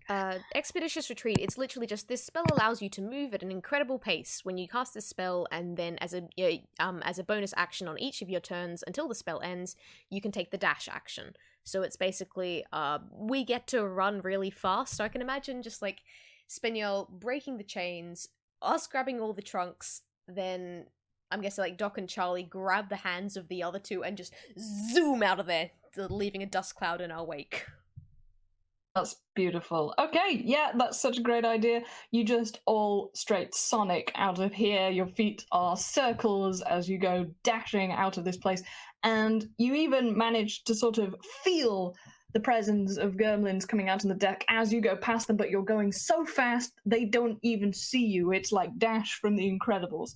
And before you even really know what's happening, all four of you and the suitcases and Spinel are... Oh, wait, she is one of the four of you. Good job, Bod. You are all out, and you are zooming along the boardwalk and heading towards the main square of Hickory Dickory Dock. And I'm going to say that you pull up in front of the clock because that's a nice landmark. Well done, everybody. That's very good. Nice. So Grand MaPa is like absolutely like lagging at this point. They're like dragging them, and like they were trying to run, but their legs like sort of gave out a little bit, so they were like a go. So they're like now huffing against the tower and like leaning really heavily on their cane, and it's like it's not quite to the point that they're actually hurting themselves, but they're like really feeling that sudden speed. Aw. How about you two? How are you feeling? Charlie's having That was a great invigorating. time. You go first, Samaranth.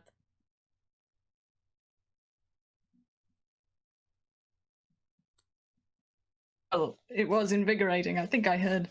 Fair enough. And you called it fine. And Spinel seems to have really, really enjoyed herself. Like she's just reveling the fact that she is out and about on this fine, crisp, crunchy day. And it is crisp and crunchy because you start to suspect that the fog wasn't just like contained to the ship, because it's foggy here too now, and you can feel like a slight mist in the air, and there's a slight frost rime on most of the shop windows with those beautiful scrolling fern patterns. And you are in Hickory Dickory Dock.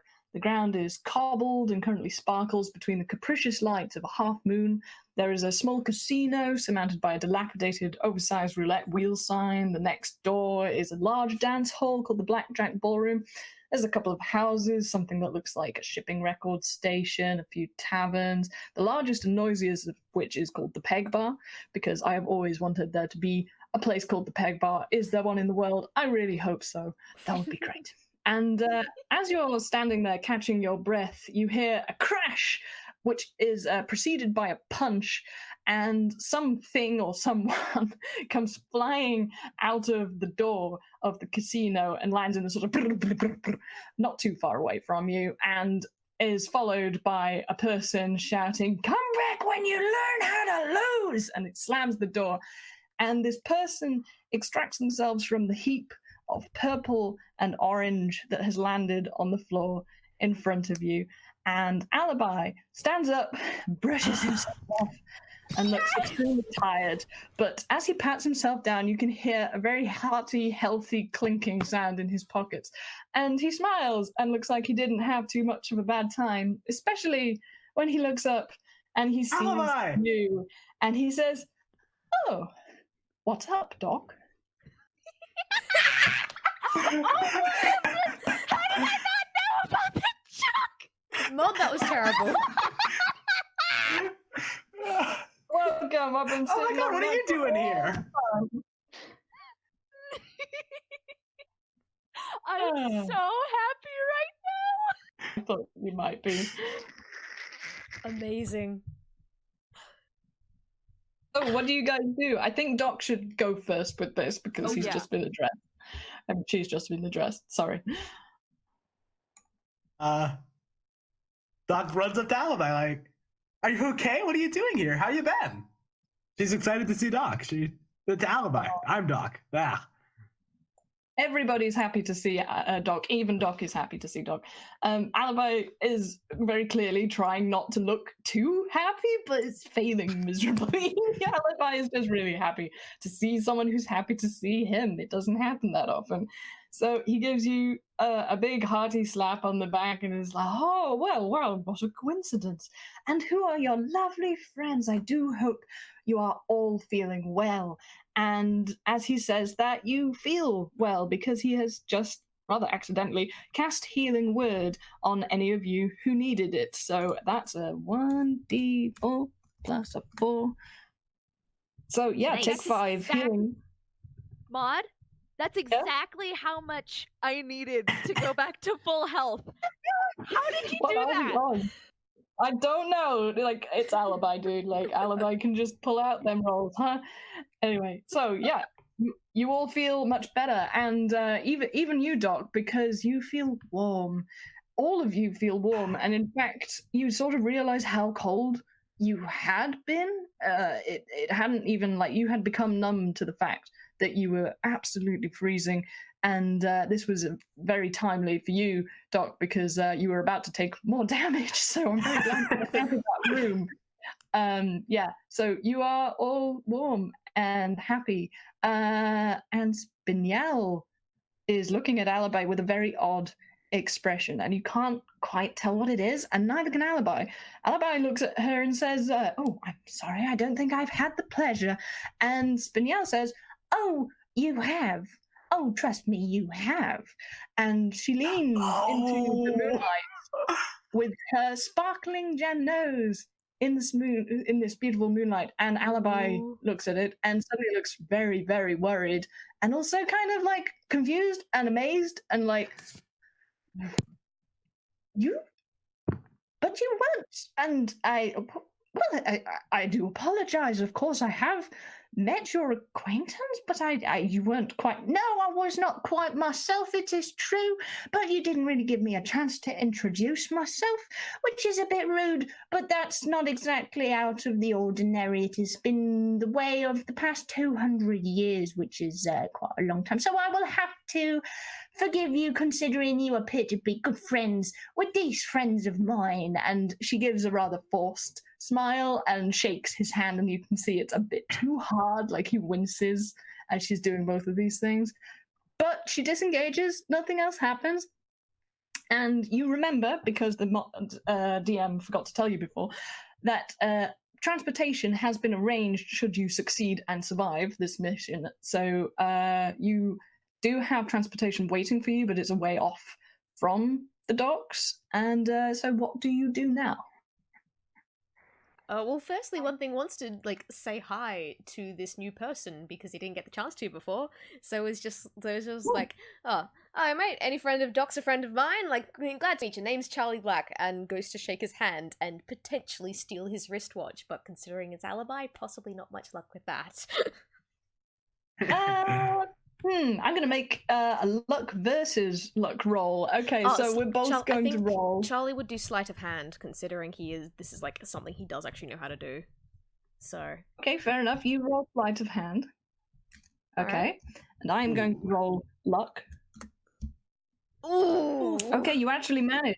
You do succeed, and Alibi sort of shakes your hand and doesn't feel anything, and you don't steal his wristwatch, but you do steal what feels and looks like, when you later examine it, because you wouldn't look at it right now, a friendship bracelet. Oh no! It's not worth. Yeah, it's not worth anything. You can tell immediately. It's just made out of yarn, and it's very nicely made, actually. But that's all you get from that. But you got it, so congratulations. Feel terrible. Charlie does.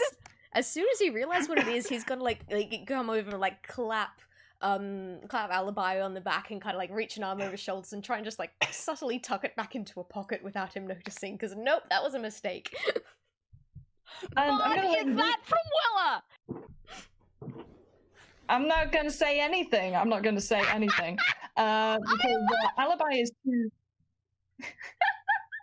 Alibi is too distracted right now and kind of overwhelmed by all the new people, as well as having to deal with this whole Spinel situation. And so he's looking a little bit sort of starstruck and just sort of staggers about and is like, oh, okay. And obviously says, oh, and hello, what may I call you, dear friend of mine? And shakes your hand, Grand MaPa.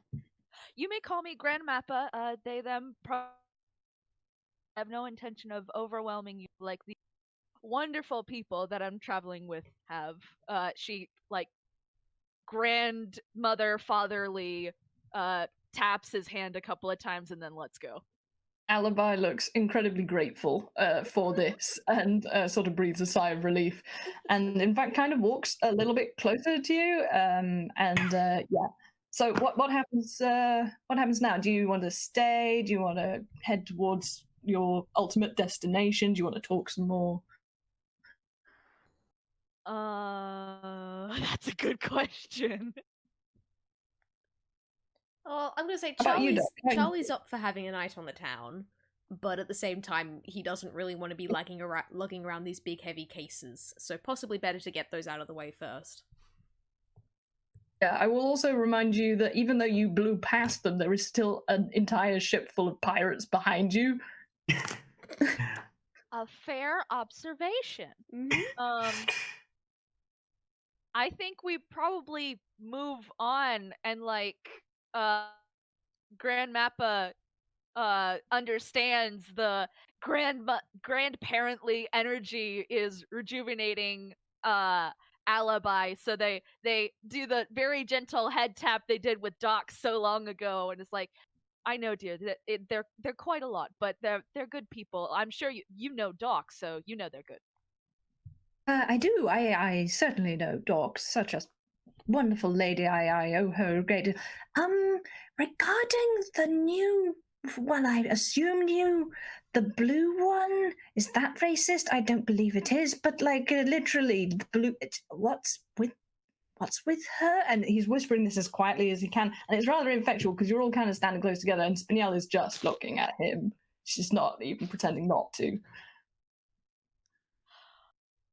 Spinel, would you like to answer that question?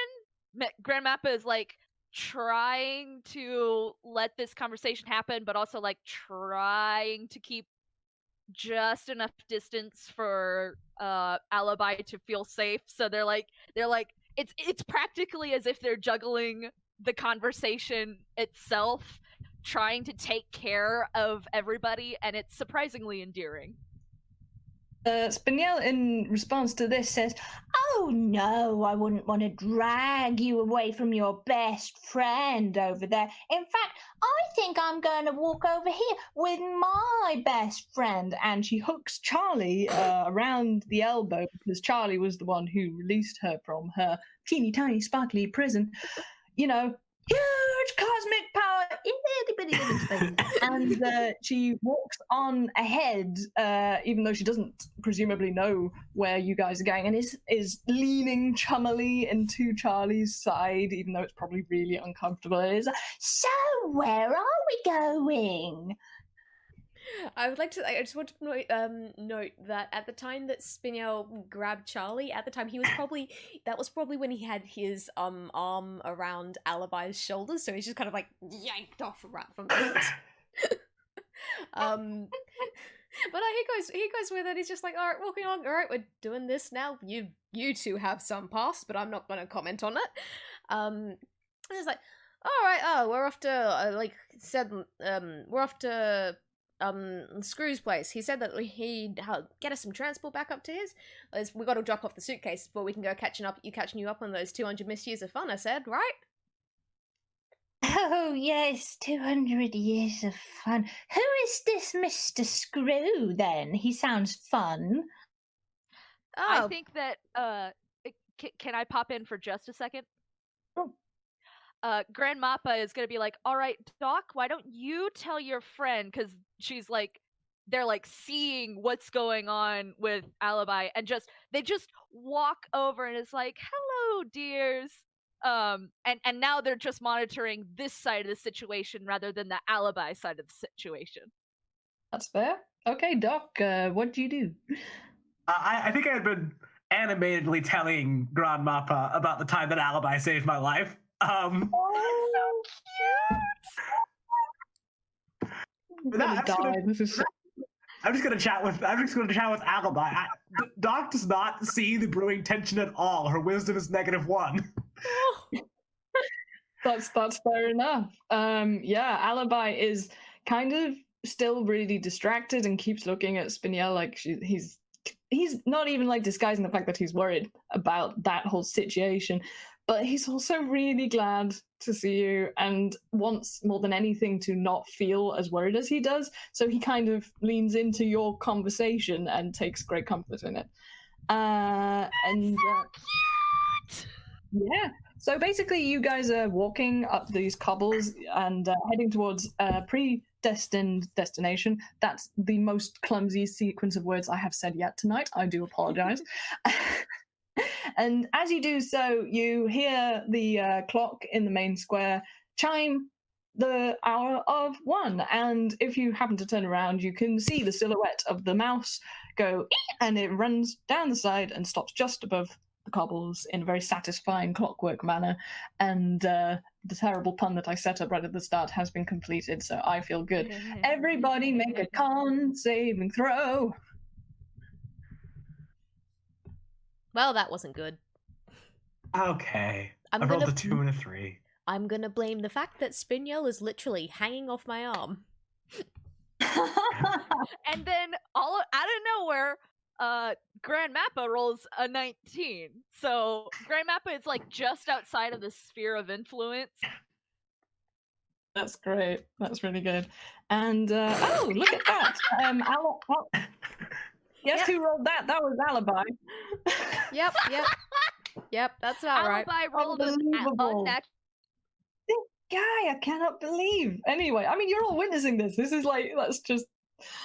Anyway, okay, so all of you that succeeded, you wince and feel a bit uncomfortable, and you do take 1 hit point of damage. The others, you take 3 hit points of damage, and you feel that same icy coldness run through you again. There So- goes And all I the hit can points drive off at this that point. Alibi healed me for. Yeah, sorry about that, dude. I would say that Doc's dry by this point, right? We've been doing a lot. Yeah. Yeah. Doc doesn't Oh. take double damage, and you're all fine for dex. You have no status elements. So All right, I think we're all heading towards the transportation at this point, right? Mhm. you are, but on this sensation, Alibi just pulls up. He just stops walking, and he says, "Oh, not that again. Are you?" And he leans towards you, Alibi. Not Alibi, blah, Doc, because you're the one that's attached to him presently. Gosh, I wish I had a map. I want tiny figures of all of these characters, don't you? Yeah. Anyway, Absolutely. yeah, and he says, it's the queerest thing. When I, it sounds so rude to say, but when I owned that Spinel, when she was a Spinel, I didn't know she was a person, but I kept feeling sick. I didn't initially plan on selling it, but I just felt terrible every time, and so you sold me. Yes, I remember. And Spinel has also stopped, and you realize that this icy mist that was with you on the ship and was with you in the dock and was with you in the square is with you now and is following Spinel around. What do you do? Spinel, yeah, don't suppose that's you're doing, is it?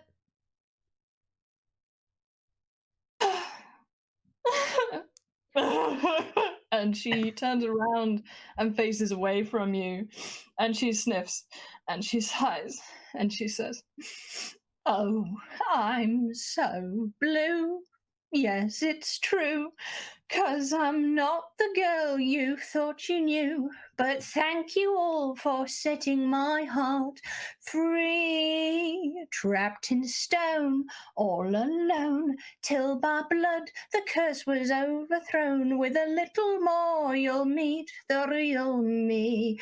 And as she's singing this extremely catchy, bouncy electro swing number that I don't have any backing music for, I'm very sorry, she's sort of swaying, and then she's looping, and then her big bendy limbs are kind of working around you, and it's very difficult to keep track of where she is because she's doing this kind of amazing smear frame thing where she has 20 eyes at once. Really cool, but also very unnerving. And as she finishes with "the real me, the real me, the real me, me," she slaps Alibi in the back, and you think it's going to sound like a slap, and it doesn't. It sounds like shink. Oh, well, heck. And you see Alibi look kind of politely surprised and confused and then tired, and he drops to the floor on his face, and his eyes have turned to X's, and you see Spinel's hand is not the usual cartoony rubbery rounded fingers as is per usual, but it is made entirely out of spikes, and she seems to be smiling in a way that is too wide for her face, and she starts spinning around as the music escalates, and then she turns into this. Well, And then the beat drops. Roll initiative. yes. I'm gonna say first thing that Charlie wants to do is go run over to Alibi, but I don't know if that's gonna be happening anytime soon. Doc, Yeah, you I have a gotta- healing spell, but Doc sucks at initiative. Oh. Okay, yeah, everybody roll. Can I So the order in which you are going to fight this monstrosity. Oh Can boy, I just got a use 20. my point of inspiration to get myself some Yeah, better yeah. initiative, please? I'm fine. In fact, you go first. So Charlie goes first. Okay, thank you. I've forgotten where my initiative roll hides. Oh boy, can Are I you help on you Orc out with Pub? that? Are you on Orc Pub? Orc Yeah. Pub? Yes. Alright, if you go onto the combat tab, it should be the one on the far right.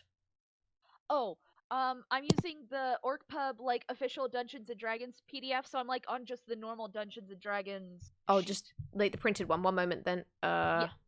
Okay, sorry, I wrote out like the details from your stats I needed, and I didn't copy that down. Okay, which I it's should literally have. like Oh, no, right don't in the worry about it. middle. It's at the top and right in the middle. Oh. Okay, guys. I'm sorry. I'm Bobo the Clown. It's okay. It's okay. We're all learning, and thank you again, Kai, for coming in clutch with your brain cell that we all rely on. That is no problem. They are so good with sharing it, and we all need it so much. We do. Again, I just like organizing stuff and I like knowing where things are, and this just comes in handy a lot. Okay, so so far the order is Charlie, and then Spinel, and then we have who do we have? We have Doc, and no, wait, Doc no, yeah, is- it's Grandmappa and then Doc. Yeah. And Doc, and then something else, but that's for me to know and you to find out later. Oh Oh, dear. that's Okay. exciting. So it's Charlie, Spinel, Doc. Grandmappa and then Doc. Okay. And I'll pin this one as well, so that everybody. Question mark. But you don't have to worry about that. Alright, first thing Charlie's gonna do is basically just like make a dive for Alibi because okay, he only met this guy, but at the same time, like, this kind of firstly this Charlie is reminded of another friend of his and he wouldn't let that guy go down, and he's not letting this guy go down. So he makes a dive for Alibi and casts Cure Wounds, so that's 1d8 plus 6. That's very good, and thank you, because yeah, he was at 0 health points. Da-da-da! Oh, wow. Yeah, you definitely do that thing. You Ala- completely heal. This is My Alibi's baby, luck. thank you. This is Alibi's luck influencing the role. That's beautiful. Yeah, Alibi gasps and his eyes flicker open, and yeah, he looks at you with what can only be described as undying gratitude because he didn't die. So at this, Spinel looks very annoyed, but she continues with her lovely song. Oh, I'm blue, yes, it's true. So will you be by the time I'm through. I'll drain you till my hunger is replete. 'Cause I'm a vampire, you see, and I just can't wait to make you bleed. 'Cause the flavor of revenge is always sweet. And she comes right at both you and Alibi because she's not happy at all. So she does a sort of double claw slash at both of you as she flies directly between you. And yeah, she can fly, just so you're aware of that, guys. Yay. And yeah, she's going to roll 2 hits, and this will count for both you and Heck. my baby. It is actually a straight 20s. That's still gonna hit. I'm very sorry, and I'm also very sorry because it's quite a nasty thing Oh, she's dear. going to do. So that's 1d8 plus 2, folks. Ooh, ooh. Oh, ow! Oh, ah, ah, Charlie is oh. not looking And, good. Actually, you're not looking too bad because when you helped Alibi up, he cast protection from evil and good on you because he was so grateful. And yeah, that means until the spell ends, one creature who is willing, which I'm assuming that you are. Oh, yeah. Is protected against certain types of creatures: aberrations, celestials, elementals, fays, fiends, and undead. In this particular case, she is a fiend. Oh, The Joyce. protection grants several benefits. You can't be charmed, frightened, or possessed by them, blah, blah, blah. But you also basically are going to take half damage. Okay. So that's, you don't do so badly out of that. So He that's, does, but you don't. Yeah, that's still 5 damage. Charlie is looking bloodied. He's still up, but he can't take another hit like that. Yeah. But at least you have that, and Yeah. that will basically last for the duration of the fight. All right, so then it's Grand MaPa, right? That's the one. All right, so we've already established that Grand MaPa is like really good at being able to do the whole gag of the making a really, really complex situation out of the shadows and the charades. Mhm. They're gonna try and do it again, this time to Alibi, to say, I am gonna cast something when I do silently run. Okay. And they're gonna cast Silent Image to try and replicate an alibi so that Alibi himself can run. Oh, interesting. Okay. Yeah, do you have to roll Spinel anything to needs do to that? make Spinel will need to make a successful investigation check Okay. against my spell's DC, which I know, in order to discern that it's an illusion. And I figure that after a turn they'll gain advantage because the silent image can't talk. But Yep, but that's I fair can enough. give Alibi, if this succeeds, a 1-turn head start. Oh. Oh dear. She sees right through it. She in fact, because she's like up in the air, she basically sees it being conjured into existence, and it's very obvious because Alibi is still where he was. And yeah, she just looks at you like and continues dancing in the air to this madly good electro swing song that you can't hear the backing music of, but trust me, it's a real fucking bop. Like, everybody on Tumblr is going to be singing this for weeks. No, trust me, I believe it. So Grand MaPa like quietly mutters to themselves in what they hope is quiet enough that even Spinel can't hear. Well, at least I got their attention. And Actually, then because of the deafening silence that has resulted from this failure, far, far, far off in the distance, you hear someone say, "Hey, who stole my beer from this crate, which was definitely not alcoholic?" Just to tie that one up. excellent, phenomenal, unbeatable, well done. Okay. Now it is Doc's turn. Okay. Doc is gonna shout, "Get away from my friends!" And she's going to she's gonna try and get between Spinel and Alibi and Charlie. And she's gonna pull out her crossbow again, and she's gonna cast Arcane Weapon. Ooh. And then I'm gonna use my inspiration to crit if I can. Good. Nice. Yeah, you just straight do that. You crit. So roll damage, and I'll take it. Well, not me. Spinel will take it. If I took it, I would die immediately because I have like 3 hit points. Dang it, I could have used that on Silent Image. Oh well, it's fine. Don't worry about it. Okay. Oh, sorry. Plus 3. So that's 17, but Oof. 5 of it is acid. I don't know if she's a toon. She is, but she has weaknesses. But I'm afraid that's not one of them because I didn't think about that. Anyway, also we'd all have to have like that as a weakness, and I don't think that's been established as a race thing, has it? No, it Toonkind is weak to acid. Yeah. Is it? How interesting. Right, I'll have to note that for next time. Also, last time that could have been really bad. We had acid type enemies. Is it? I didn't see it on the Worry thing. about it. It's fine. Anyway, moving swiftly on. So yes, Spinel looks like that hurt. That should be hurt a lot. 17. I forgot to add a plus 3. Sorry. Yeah, no, I've got that. I've got that. She has taken 17 damage and she looks extremely annoyed.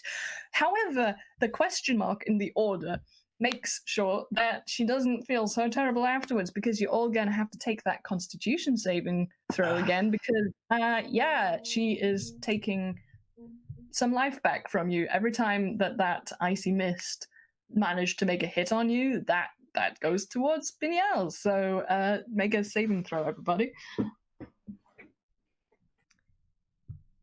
Oh, in fact, I should do one for Alibi as well because he's in the mix, huh? I'm guessing a 6 is not going to do it. Oh, 7 is not either. It hasn't registered my roll yet. Charlie just makes it. Did you type it out right, or? Yeah, I did. I'm just gonna try to do it again. Oh, there we go. 13. Oh no, here it is. Here it is. Okay.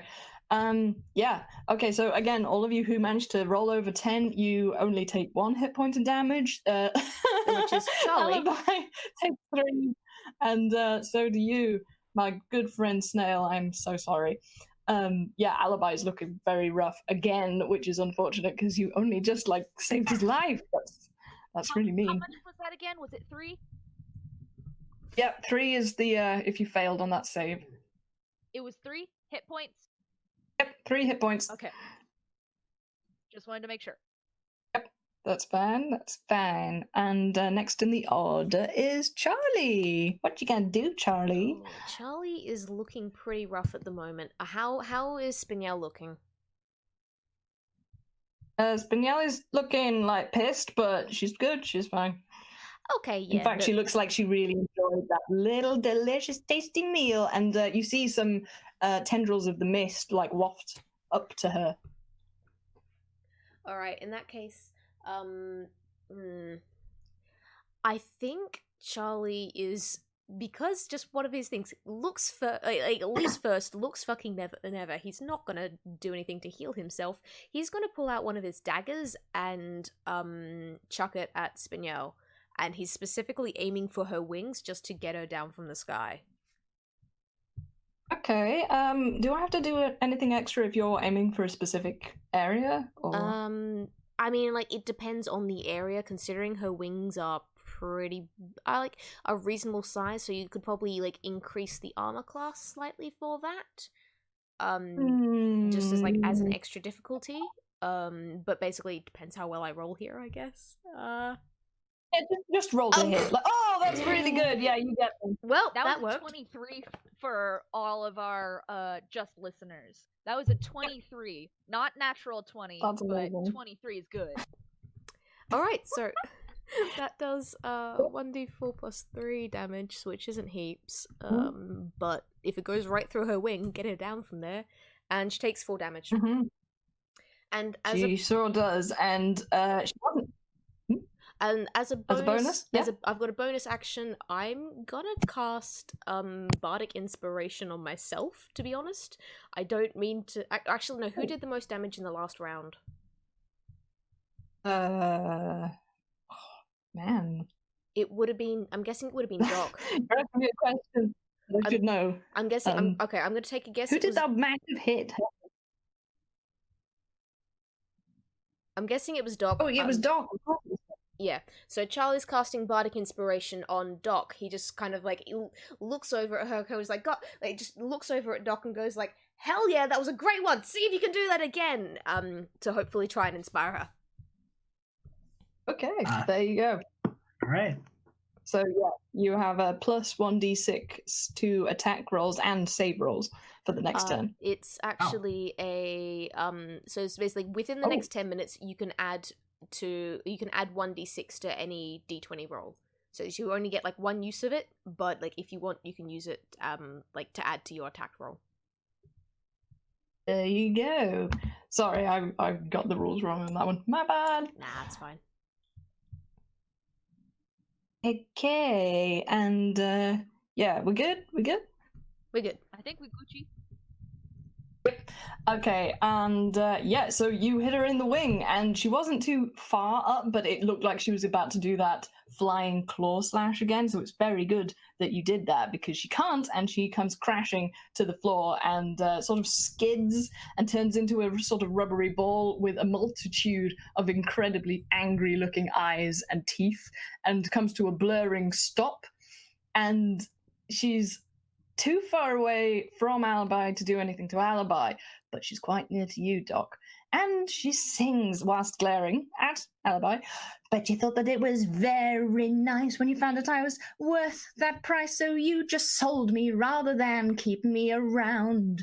Just another toy to give away. Save that money for a rainy day. Well, now the rain is falling and you're gonna drown. And she comes at you, Doc. So that's gonna be me rolling a d20. Okay, I can't type while talking. Let's do... Oh dear! No, Natural 20. That will do it. It's an unnatural 20, but it hits you, and she's certainly unnaturally angry.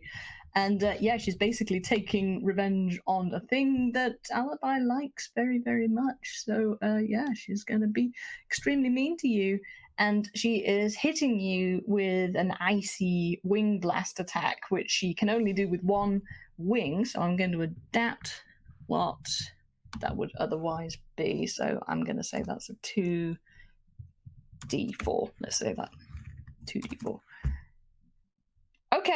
Okay, because of your mutual love and also you've been bolstered by your bard, so you're feeling like, "Grr, about this," you only take 2 damage. Like, you laugh in the face of this icy blast that comes from this evil thing that is staring you down. And yeah, Spinel can kind of tell that this hasn't worked properly, so she looks even more angry. She's like so angry about this.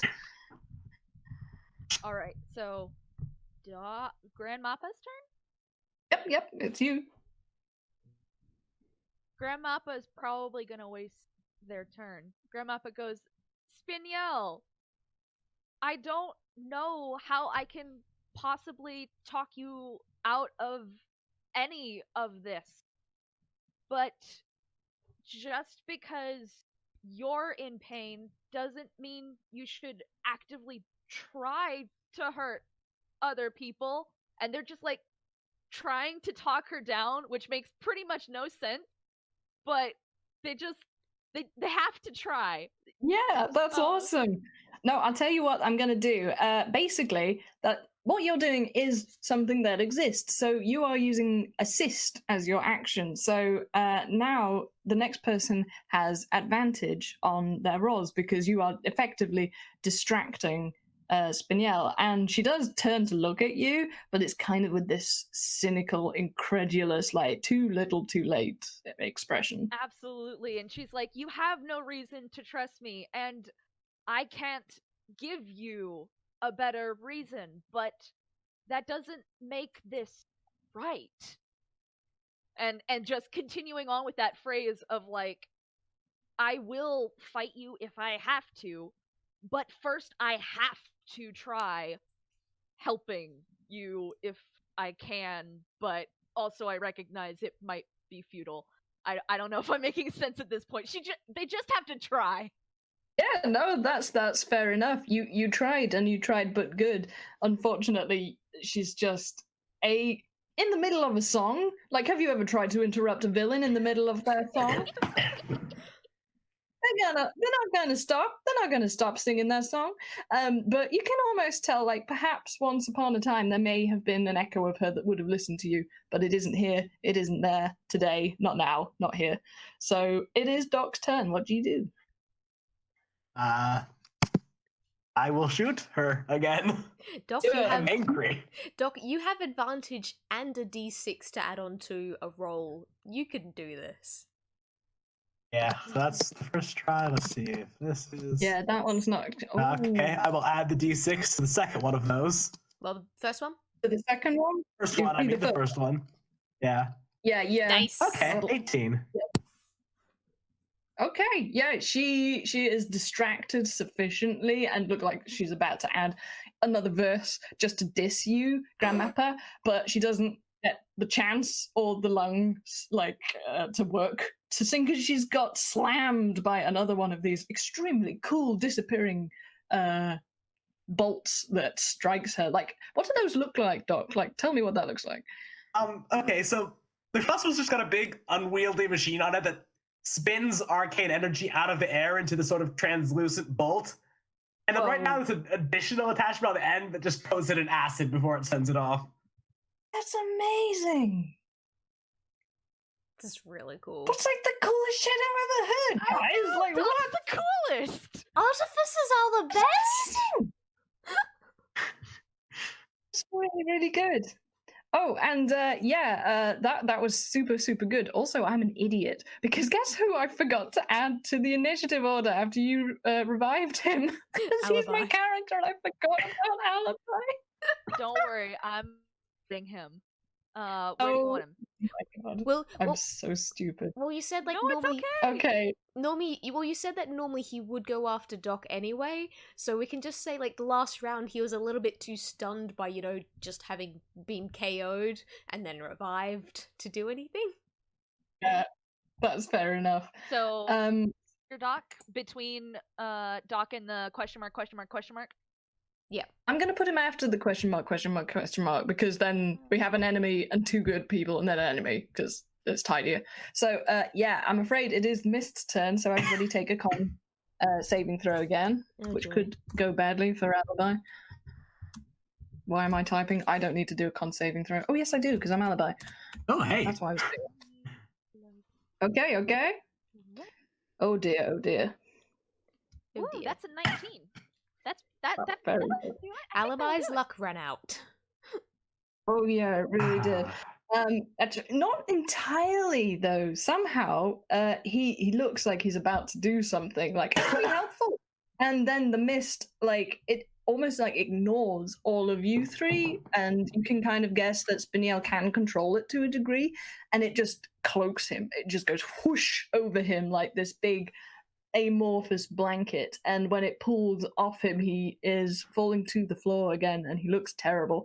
But he's done something. And his eyes aren't crosses like they were last time, like he was like properly dying. And what he has managed to do is slap himself in the face, and he casts Spare the Dying on himself. So he is stable. He has 0 hit points, but he is stable. And he hits the floor again, and it makes a comical but rather sad squeaky toy noise when he does. Oh no! Okay, it's Charlie's turn again. I'm guessing all of us lose 1 hit point from the mist. Oh yes, I'm terribly sorry. Thank you for reminding me that I'm a horrible person. No, you're not a horrible person. It's just a lot to keep track of. It's okay. It's part of game time. Well, I meant horrible because I'm causing you all continuous damage with this stuff. But yeah, okay, that too. No. Causing continuous damage is part of game time. Some people just do it with attacks, and other people do it more malicious ways. It's fine. I'm just Thank you. I appreciate the compliment. Okay, for Charlie's turn, he doesn't want to have to keep, like, obviously this fight isn't going great. He could take a swipe at Spinel with his sword, but at the same time, that's probably not going to work. So you know what he does? He pulls out his air horn again from his pocket and just kind of like in Spinel's face, and in doing so, he casts Tasha's Hideous Laughter. Oh So- wow! Okay, So well, yeah, roll for that. Spinel, make a wisdom saving throw. Okay, that would be a +2. I believe the wisdom this girl has. Oh dear! Oh, She ain't buying that. Well- Sorry, folks. I mean, like these. What can I say? I love illusions and I love cursory gameplay like this, but she rolled a 20. It's a 20. So again, she kind of like turns to look at you and she goes, and yeah, just doesn't Charlie just like laugh. You do Charlie not just- laugh. shrugs and like, worth a shot. And for his bonus action, he still has more bardic inspiration to use, so he gives one this time to... He's actually gonna cast it on Alibi because he looks like he really fucking needs it. Okay, but he's like still KO'd on the floor, so He's unconscious. In that case, Grand MaPa gets it then. okay. You're allowed to do that every turn? That's amazing. I have 4 uses of bardic inspiration. I've used 2 of them so far. That's so cool. Bards are so cool. I love bards. Unfortunately, you're also facing one.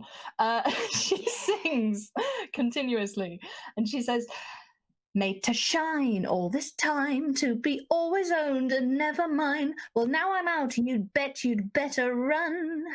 I'm so cold from that gold, passed from hand to hand for time untold. From my point of view, it wasn't very fun." And yeah, she's super mad at you, Doc, again, because you like completely dunked on her attack, and really I have hurt her quite badly during this fight. So she is doing a toonish smear frame attack. So she is turned into this sort of multi-armed spider that is whirling and turning around. Incidentally, is anybody kind of close to Doc? Because this is a sort of multi-directional attack. I would say probably Grand MaPa was in the same general area as Doc and I. No, I was gonna say so before. Hit me. No, I was gonna say, didn't Doc move in between where Charlie is standing right next to Alibi and Spinel? Yeah, I would say that you two are out of range right now. Okay. So it'll hit Doc and MaPa, yeah, but not our unconscious buddy or. That's fine. I think for this one, I'm gonna make you make a dex saving throw, just because. Yeah, she's flailing randomly. She isn't aiming particularly. That's a straight. Nice. Wow, yeah, you dodge it. Oh my goodness! Nice. Oh, That's amazing. Nat 20. Incredible. You got an unnatural 20 and a nat 20. That's like the odds of that. Actually, look, we've had 3 20s in a row. That's madness. That is a That's 1 in incredible. I've never seen this 8,000 happen. chance. How did you do that just off the Wow. top of your head? Because this has happened to me for things before. I got like 3 crit ones in a row, and just the chances of it were incredible that I had to calculate it. It's 1 in 8,000, and I hate it because it killed me. Incredible. Well, whichever goddess of luck is overlooking this fight chuckles to herself because, yeah, while Spinel goes into a spinning, foaming rage, you two do the most beautiful balletic twirls to counter it. In fact, like, I think, Doc, you kind of compress into the floor like a sort of real toony sploosh, and your toonish abilities, Grand MaPa, come into play because she's not expecting it because you look so much like a humankind. But you kind of manage to wobble your way out of range, and it results in her continuing to spin, and her eyes are going around in 2 different directions. Because you got a nat 20, she's now going to have disadvantage on her next attack because she's dizzy. All right. Can I make the tiniest modifier to that statement? Please, think please that- do. Think that Grand MaPa actually like spins her into the dance. So they keep spinning, and Grand MaPa somehow is not getting dizzy, but like Spinel was not expecting this, so now they're both dancing. And I wish that I was good enough at improv that I could actually like sing what I want to do, but I haven't had as much preparation, so I can't. So Grand MaPa is gonna cast another spell. She's gonna use the last of her invocations. Whoa. I'm afraid you can't do that because that would be like another action. That would be another turn. So you're going to have to wait until it's your go. Oh, wait, no, it is your go. What am I talking about? Oh my god. It's Grand MaPa's turn. Go ahead. Ignore what I just said. Yes, I've been thinking about this and I'm real excited. She's gonna cast what, if you were Fel domain, would be Hellish Rebuke. And I don't know how I missed turning that from the Fiend domain to the customized thing that I've got.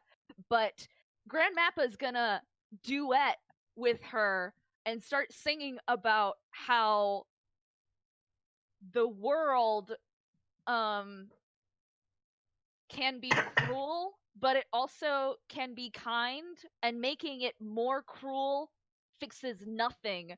And she's gonna get like, they're gonna get very angry at Spinel for not being willing to work through this in a healthy way. You would have had to make a dexterity saving throw. Instead, I'm using my point of inspiration, so you automatically are going to have to take whatever this 2d10 rolls. Oh my word. That's an 18. And also, even as like once again from the same leg, the green comes and like fills Grand MaPa's eyes. You see, she's very disappointed. Oh, that's awesome. And I wish I could improvise lyrics as quickly as would be necessary to give you that song rendition. But everybody just use your imaginations, because that shit happened. And yeah, Spinel looks absolutely shocked. She looks really stunned. And you can tell that now it is starting to hurt, like real genuinely getting like to her. This fight is really wearing her down. And now it is Doc's turn. And your no wait, MaPa used an inspiration, so you didn't need that. Okay, it's just a regular attack. So Doc, go ahead. Doc's actually, Grand MaPa seems to be occupying Spinel for now, so Doc's gonna hurry on over to Alibi and pull out a bottle of what says it's acne cream, but it's too strong and it's actually a cure wounds. So I'm gonna cast Cure wounds on him. So happy. It's the best. I'm sorry, Alibi's wasting all your healing potions, but that gets him back on his feet, and he sort of wheezes and is, oh gosh, I'm really sorry about this, chaps. Oh no, not again! And you all have to make a Constitution saving throw. Oh boy. Huh. Oh, Charlie did bad. No, I think I got an you all did 11. bad. I was about to say, hey, reminder to Doc that you have a plus D6 if needed, but you don't need that. Actually, I used that for my attack roll last turn. Oh no. Oh yeah, sorry. Yeah, I meant Grand MaPa. But like Snail, you didn't actually roll a D20 there. You just said 20 plus 1. Oh yeah. You have to do that, yeah. Oh, my apologies. Good catch. Thank you so Well much done, for Kai. catching that. D20. It's easily done. I did it the first time we played. For the listeners, that's another 20. God damn. Damn. Grand MaPa no. is so disappointed in Spinel. Yeah. They are just continuing this dance, and they are so disappointed. Wow, that's incredible. Like, the roles in this game are so story relevant. It's so impressive. Both good ways and bad. Like, it ricochets. Yeah, right? Okay, so yeah, everybody else takes 3 hit points of damage, including Alibi. Let's chalk that down again. My god, his health bar is going up and down like a yo-yo. This is incredible. I rolled an 11. Do I still take the 3 or do I take 1? Oh, no, you don't. You take a 1. You take a 1. Right. So yeah, you and Grand MaPa take a 1. So that's not too bad. But yeah, Alibi is on his feet for the first time. You can do this.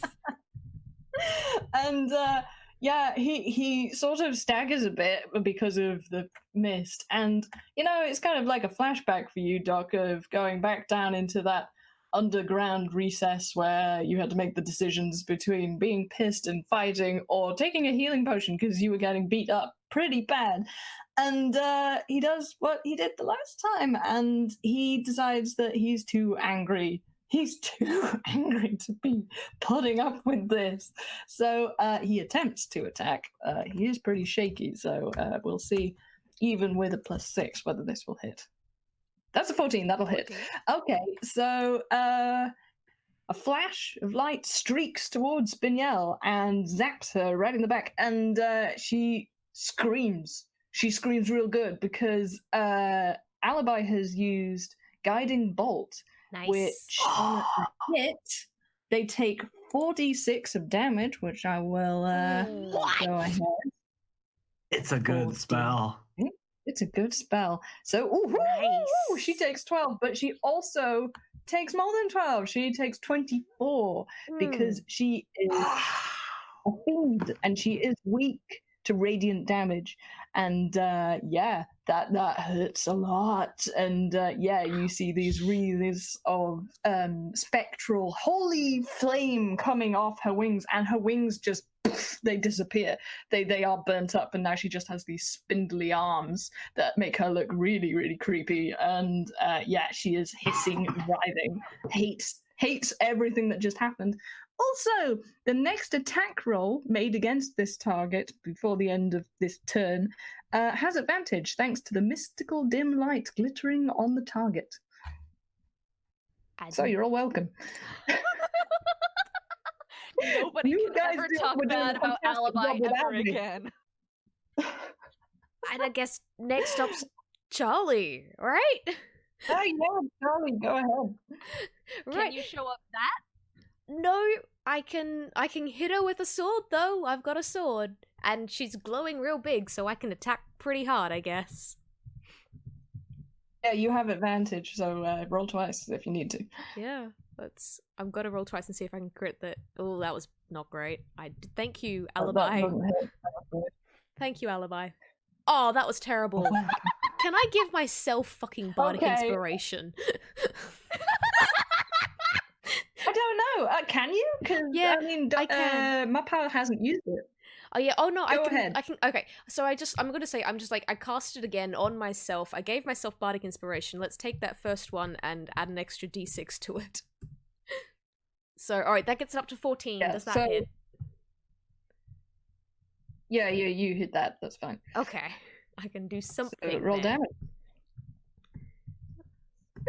She's looking really bad. So like, even if you hadn't, it wouldn't have been a terrible thing. Oh, ooh, ah, so yeah, you actually, what happens is you swing twice, and the first time you miss, and she goes ha, and then you swing again, and she goes ha, and yeah, you catch her real good across the face, and in fact, for a split second, her face slides in two, but she catches the half of her face that was falling off and pushes it back up, and it goes and it sticks in place, but she's got this really awful diagonal slash across her face, and she just looks like she is going to kill you in the most unpleasant way possible. But it is Grandma Pa's turn next. And you're in extremely close proximity Isn't to it- Spinel, so I will point that out in advance of her next move, just Isn't it? so you know. Isn't it Spinel's turn after Charlie? Oh my god, you're right. I almost missed the opportunity to sing. What a shame that would have been. I hate singing in front of people. This is so You're embarrassing. doing so good. Okay. So good! Mod, listen. Yeah, No, I mean it. Your voice is so wonderful, and you're like, we're weaving in all of the harmonies of these complicated words. It's really, really good. You're doing Oh, it's fantastic. incredible, it really is. Seriously. oh my god. You're all really kind. Okay, now that makes it really hard. Just be mean to me. I can't deal with this. I'm British. We're not allowed to compliment each other in this country. We'll be evicted. Okay. Too bad. I'm a where the bloody hell- American hat. You're doing Oh, great. fine, You can't fair stop enough. me. I'm Canada Australian. is- I don't have to play by your rules. This is fair enough. Yeah, we owe you that. Canada did teach me to have an ego. Thank you, Canada. Okay, so yeah, she pushes her face and sticks it back on, and she looks grim. Like, she looks really in pain, and she's kind of like lurching towards you in a slightly zombie-ish way, Charlie, while she sings, "Trapped forever in that lousy rock. Don't you know that it was quite a shock when I was cursed to stay inside it by a witch? Tried to bite off more than I could chew. Much to my regret, I'm telling you, 200 years inside a stone isn't that rich." And unfortunately, she is going to gather up that mist on the floor, and it kind of balls up around her as if she still has wings, and then her arms swing out, and this mushroom cloud goes boom out through basically all of you, but yeah, it's gonna hit basically Charlie and Grandmappa because you're really, really close to her. So what would that be? Yeah, that's gonna be a con saving throw. Can you make that for me? Oof. This has the potential to go very bad. Okay, thank you. Does. I mean, Grandmappa actively dancing with her. Okay. Quite some time. Yeah, you do really good, Grandmappa, because you managed to dodge. Unfortunately, Kai, this has like a real high thing to avoid. So Yeah. even though Charlie rolled good, it still gets you. Nope, that's okay. Is it though? Because you're gonna take 2d6, and that's a +3 as well. And yeah, so you get hit by a big wave of this misty cold stuff, and you take 8 hit points of damage. That's a big hit. you Charlie okay? has this, like, as the mist kind of clears away, like, washes over him and clears away for a bit, Charlie has this one moment of less, just like, I think that was a bit much, and he falls to the ground and he's unconscious. Oh, Charlie, baby, I'm sorry, honey. Charlie's I really out. am. No, it's Charlie. okay. Okay. This is his fault for Okay. not healing himself Well, earlier. Oh no. Poor thing. Okay, and it's Grandmappa's turn, and somehow, yeah, I think because you sang so damn good, and she's kind of like, even her magic is cowed by you. Yeah, it didn't affect you. You just are standing there after the aftermath of this explosion. So, Grandmappa doesn't have anything healing, which they're definitely going to fix by the next time they come around. But Mhm. they like almost pirouette and like slide themselves as firmly as they can between everybody and Spinel, and Mhm. like try to like body block before I think they you need to make a constitution saving throw, because I think they're going to try and use poison spray one more time, and they're not just disappointed anymore, which they were like increasingly disappointed. Now they're mad disappointed. Okay, I think that's just +1. So, here we go. Let's see what happens. Yes! That's lower! Oh, this is my favorite day! I love that response. Can I like get a clip of that for my ringtone? Like, I can do Yes. that if you want. it's okay. I It's already- still delightful. I already have full intentions when I'm going through this recording to just cut out all the bits where Spinel's singing and just like have those as their own little individual songs, just so you know. Please promise me you'll send me a copy too, please. Absolutely. Okay, so like we're still in the fiction that we're able to improv the singing. Grandmappa has been dancing, Grandmappa has been singing, and they slam their quarterstaff back on the ground. The colors of green flow back up their leg and into their eyes once more, and they say, "That is enough," and throw out their hand. And this, Oh, cool. again, not exactly acidic, but when it touches something, it reacts that way. It's like sap, except when it touches something, it acts like it's acidic. Blooms out of her hand and smatters Spinel as they finally cry out rather than sing, "That is enough!" That's amazing. I'm almost tempted to like after this, like it's tomorrow, like try and write up some verses for Grandmappa and sing those and like I would somehow duet get that with you. recording. Please If you do. could sing those, that would be I amazing. can sing Like, so good. I genuinely can. Please, please, please, please, please, Aw. please, please. Please do. I I want might even this so see if I can bad. do some Okay, music for this. that would be great. And yeah, there's never a rush on when you guys upload this. It's like that, take as long as you want. Okay, yeah, I'm gonna see if I can find some time to write up your lines because yeah, that blast hits her and you do it. And you can just tell as soon as that blast hits her that this is it. She's gone. And she starts to sort of swing and stutter, and her legs are trying to do the rubbery swinging thing, but it's not working. And you can tell like her frames are skipping, like she's hitting keyframes and breakdowns in the wrong order, and it's really disturbing to look at. And she's trying her best to look menacing, and she is singing, "Hey, no fair, that's all wrong. After singing you this lovely song, fighting back is such a mean thing to do. I was free from that spell, ready to send all your souls to hell, but now you've gone and beat me black, me black, me black," and like she's stuck on some invisible winding record, she is halfway to stabbing Alibi straight through the face with those very, very, very long pointy nails. But she is jerking back and forth between those very important in-betweens, and she can't get there, and she can't get there, and she can't get there. And Doc, it's your turn.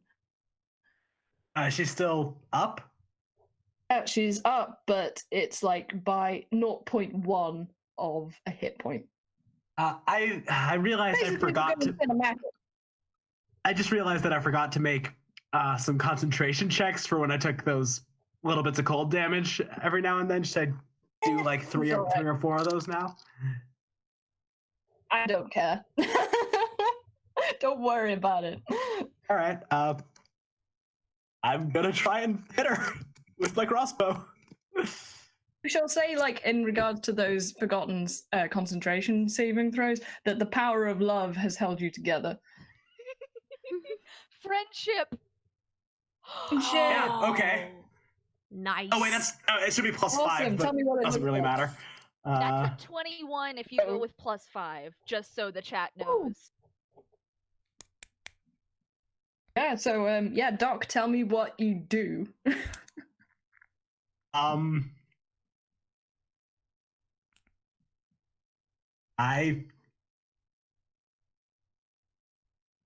see the claws reaching for Alibi, and I just shoot that arm off if I can.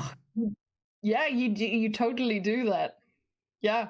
And in fact, yeah, you seriously do. That's 15 points. My God, she was like already dead. This was mainly for cinematic appeal, but like, yeah, you blast, and yeah, that arm goes flying.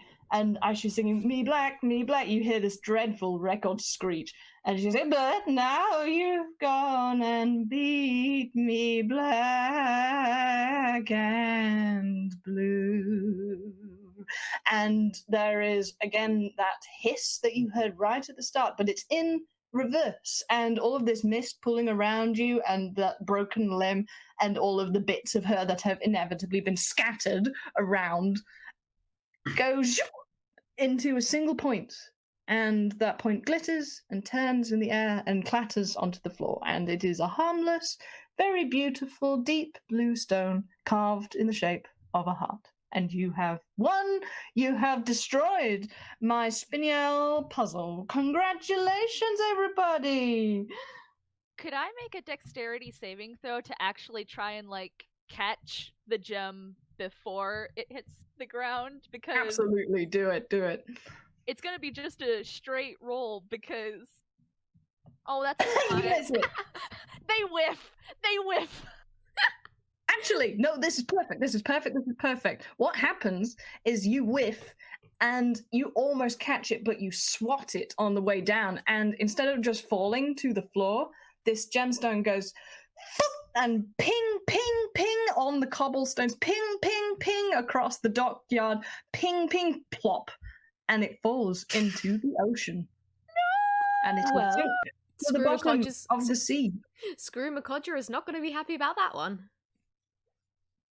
And Alibi staggers to his feet and says, "Actually, I think that might be a good thing for dear old Codger. You were going to give that to him?" I would like to remind everyone that Charlie is unconscious on the floor.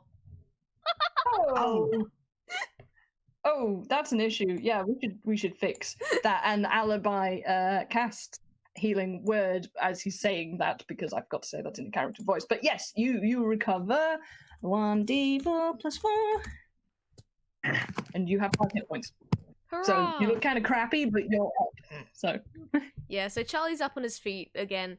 Question: is anyone else still like damaged, in need of healing?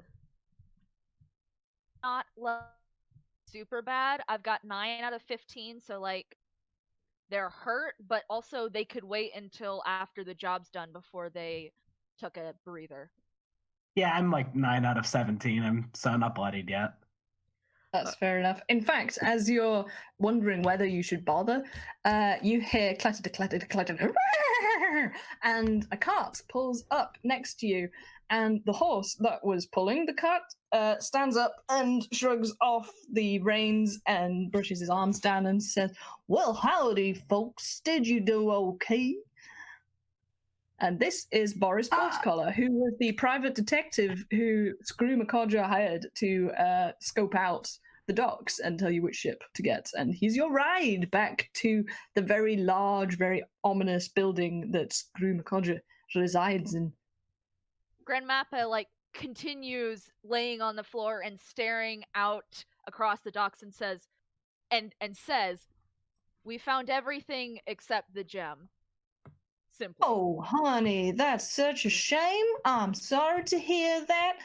Especially because, well, I'm sure you remember that contract you all signed, and he gets a copy of it, and it unrolls and unrolls and unrolls, and it almost goes as far as the gem did. It's like that big. And he reads it and scratches his head with a hoof and says, "Oh, that's a darn shame.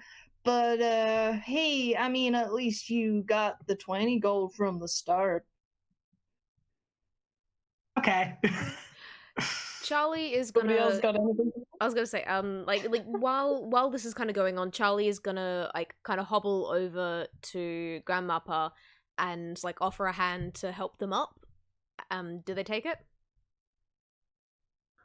But they're like still looking at the sea like that's probably actually the best way that could have gone, but that doesn't mean they still didn't want it to go better. Mm-hmm. Is it like does Grand MaPa take Charlie's hand to help to get back up Yes. again? Yeah. All right. As he does, Yes, absolutely. because this is Charlie and he has a bleeding heart. He casts he uses his last spell slot to cast Cure Wounds. This is Charlie, and again, he has a bleeding heart, and you guys like just help save his life. So yes, he's gonna help you guys. And I reckon he's probably gonna go over and press his. Yeah, absolutely. Yeah, and that's a full heal easily. Yeah, and he's gonna go press the the actual healing potion that he also had in his pocket that he tried to give to Doc earlier, and Doc threw it back, and he's just gonna like toss it back over to Doc and go like, "You look like you need this." You look more hurt than me at the moment. I mean, I would. Just take the potion, mate. Are you sure? Take it. You did more on that fight than I did As anyway. you're having this... Aww.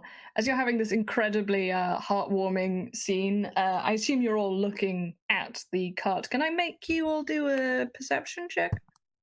Passive perception or straight up perception? We'll do perception. We'll do perception. Oh, dog. You're going to break my heart. Okay. So, Grand MaPa is Charlie... still actually looking out at the sea, unless that's where you need them not to look. That's fine. Yeah, no. Charlie is the only one that notices something, and even though you rolled really good just for plot satisfaction, the only thing you notice, and I can understand why Charlie would notice this beyond anybody else, because you hear chink, chink, chink, and it is the sound of 3 money bags hitting the floor, but they're not hitting it really hard. Like it's like you heard someone put them down very softly. And while you're watching this horse muck about in the back, he's like saying, "Oh darn it! I know I've got some. Where did I put those?" And he extracts himself from the cart, holding quite a lot of health potions. He has like too many for his arms because you all get 2 health potions each. And he says, well, you know, Makodra knew that you probably need these, and I don't see any reason that we should give a hold of them because he can see you're looking pretty rough. Basically, he absolutely was not supposed to be giving you these. But yeah, each one of you now gets a regular health potion, and he hands that down to you, and he says, "Oh, I'm real sorry about that payment, but hey, you knew who you were signing up with. Well, I gotta go and get shouted at for giving that to y'all. Bye." And he hooks himself back up to the cart, which is absolutely pointless because, like, why? Anyway, and he goes galloping off up the road and leaves you where you are because presumably the deal was you get everything or you don't get anything. And he has taken those 4 suitcases off you. Like, he just managed to do that without you noticing because those perception rolls of yours were so bad. Quick question: would there have been an opportunity for Charlie to just kind of like sleight of hand subtly steal one of the bags of gold? It's extremely unlikely, and if you had, I would have had to make you do all sorts of checks because those are all enchanted. Fair Like, enough. those would have attacked you. So I'm gonna say maybe, probably not. Charlie was too far Anyway, away. It's you were okay. distracted. You were distracted because you were hearing the soft chink, chink, chink of money, and that's what your ears like to hear. So as this cart turns away, you turn around to see where you heard the sound coming from, and on the floor, you see 3 very neat little money bags, and they are stamped with the mark of the roulette wheel, which is the mark of the casino that you saw Alibi get kicked out of before. And one of them has a paper note on it, and it says, "Sorry, couldn't stick around, but here's something to say thank you. It was stretching the lining of my coat anyway. You're very welcome." And each of those has 70 gold points in it. Nice. So, you weighed out pretty Wow. good with 90 gold and 2 health potions. Thank you for letting me sing at you for a very, very long time. I did think this was going to take a while, which is why I only needed 3 players for it. This was a But thank delight. you. That was great fun. This Roll was credits. the most fun. This was so fun. amazing. This was This so was good. so good. This was incredible. I'm really glad you had fun. I was looking forward to it. I am all I like. Part of me is a little bit jealous because like I was doing a plan for one of my later campaigns to have a cool swing, like electro swing villain song, but now you've done that, and I'm just like, I can't do it now. I'll be copying. But you did so good. No, you can absolutely do it. We need more electro swing tunes, please. I don't want to be the only one. Okay, but you had like multiple songs, not just a villain song, so like that was amazing. Okay, but for one of them, I just absolutely lifted off Danny Goblin Man, who is definitely not a real person. Yeah. Anyway, yeah, I think we end the scene where it is, and yeah, maybe we iris out on those sacks of money, and yeah, perhaps off in the background, like we have a rack focus from these sacks of money to the sea in the background, and you can see a little sparkle on the surface of the water, but that's all she wrote, because that's all, folks. And yeah, let's call it a night, because my god, that took a long time. I'm so sorry. No, That it was so good. wonderful, Mod. You That like was you made me want to do the DM thing again, and like I wasn't trying to hide from it. It's just that I have this one stupid online class that I have to write a paper for Oh, pretty much honey. since we're done. But that's been eating up the chunk of free time that I've been wanting to DM during, and you made me want to do it again because this was so fun. Oh, I'm kind of sorry, because, like, yeah, your work and your life absolutely comes first, and my god, I don't know how you can do this and study at the same time, but yeah, oh my gosh, I'd love to play again. And yeah, my schedule is incredibly erratic. Kai, I'm really sorry I can't play in your game. It's just, it's not going to be able to happen on that day, and No, yeah. it's okay. It's okay. Maybe next time. Love you. Yeah, next time. And yeah, it's going to be a long time before I can run another game. Sorry, everybody. Rickett has got Bagsy for a position on that next one. But yeah, it'll probably be another 3-player because this moved really well. I think this flowed nicely. Yeah. Yeah, okay. I'm going to stop talking now because I'm feeling very shy and my throat is quite sore. I'll, if you can, like, actually, yeah, Snail, if you can write me a little sort of note about what she was singing about, I'll try and Yeah. come up with some lyrics for those tomorrow or close-ish, because I can't draw, so I might as well just do that. Yeah, absolutely. And what level of help you want? If you want me to help a lot, or if you want me to help a little bit, whatever, man. I am so excited that Grand MaPa is gonna have a villain hero duet that ends with enough. It works so well. I'm so glad you did that. I hadn't thought anybody would do that, but it just makes sense. It's a Toon thing. So yeah, thank you all very, very much. And yeah, enjoy that cash money, guys. This was so good. Cash money. Thank you so again, much, Mod. Thank you again, Mod. No This was great problem. fun. Go rest your voice and get better from your cold. But like, this was the best. This was so much This fun. was a really nice thing to have to look forward to, because like I've been having real trouble with my arms, as some of you know, with tendinitis. So even just being able to sit and think about this has been extremely therapeutic. So honestly, the feeling is mutual. You were all fantastic and came up with such creative ideas that I could have never anticipated. I am spoiled for life. I can't do any kind of D&D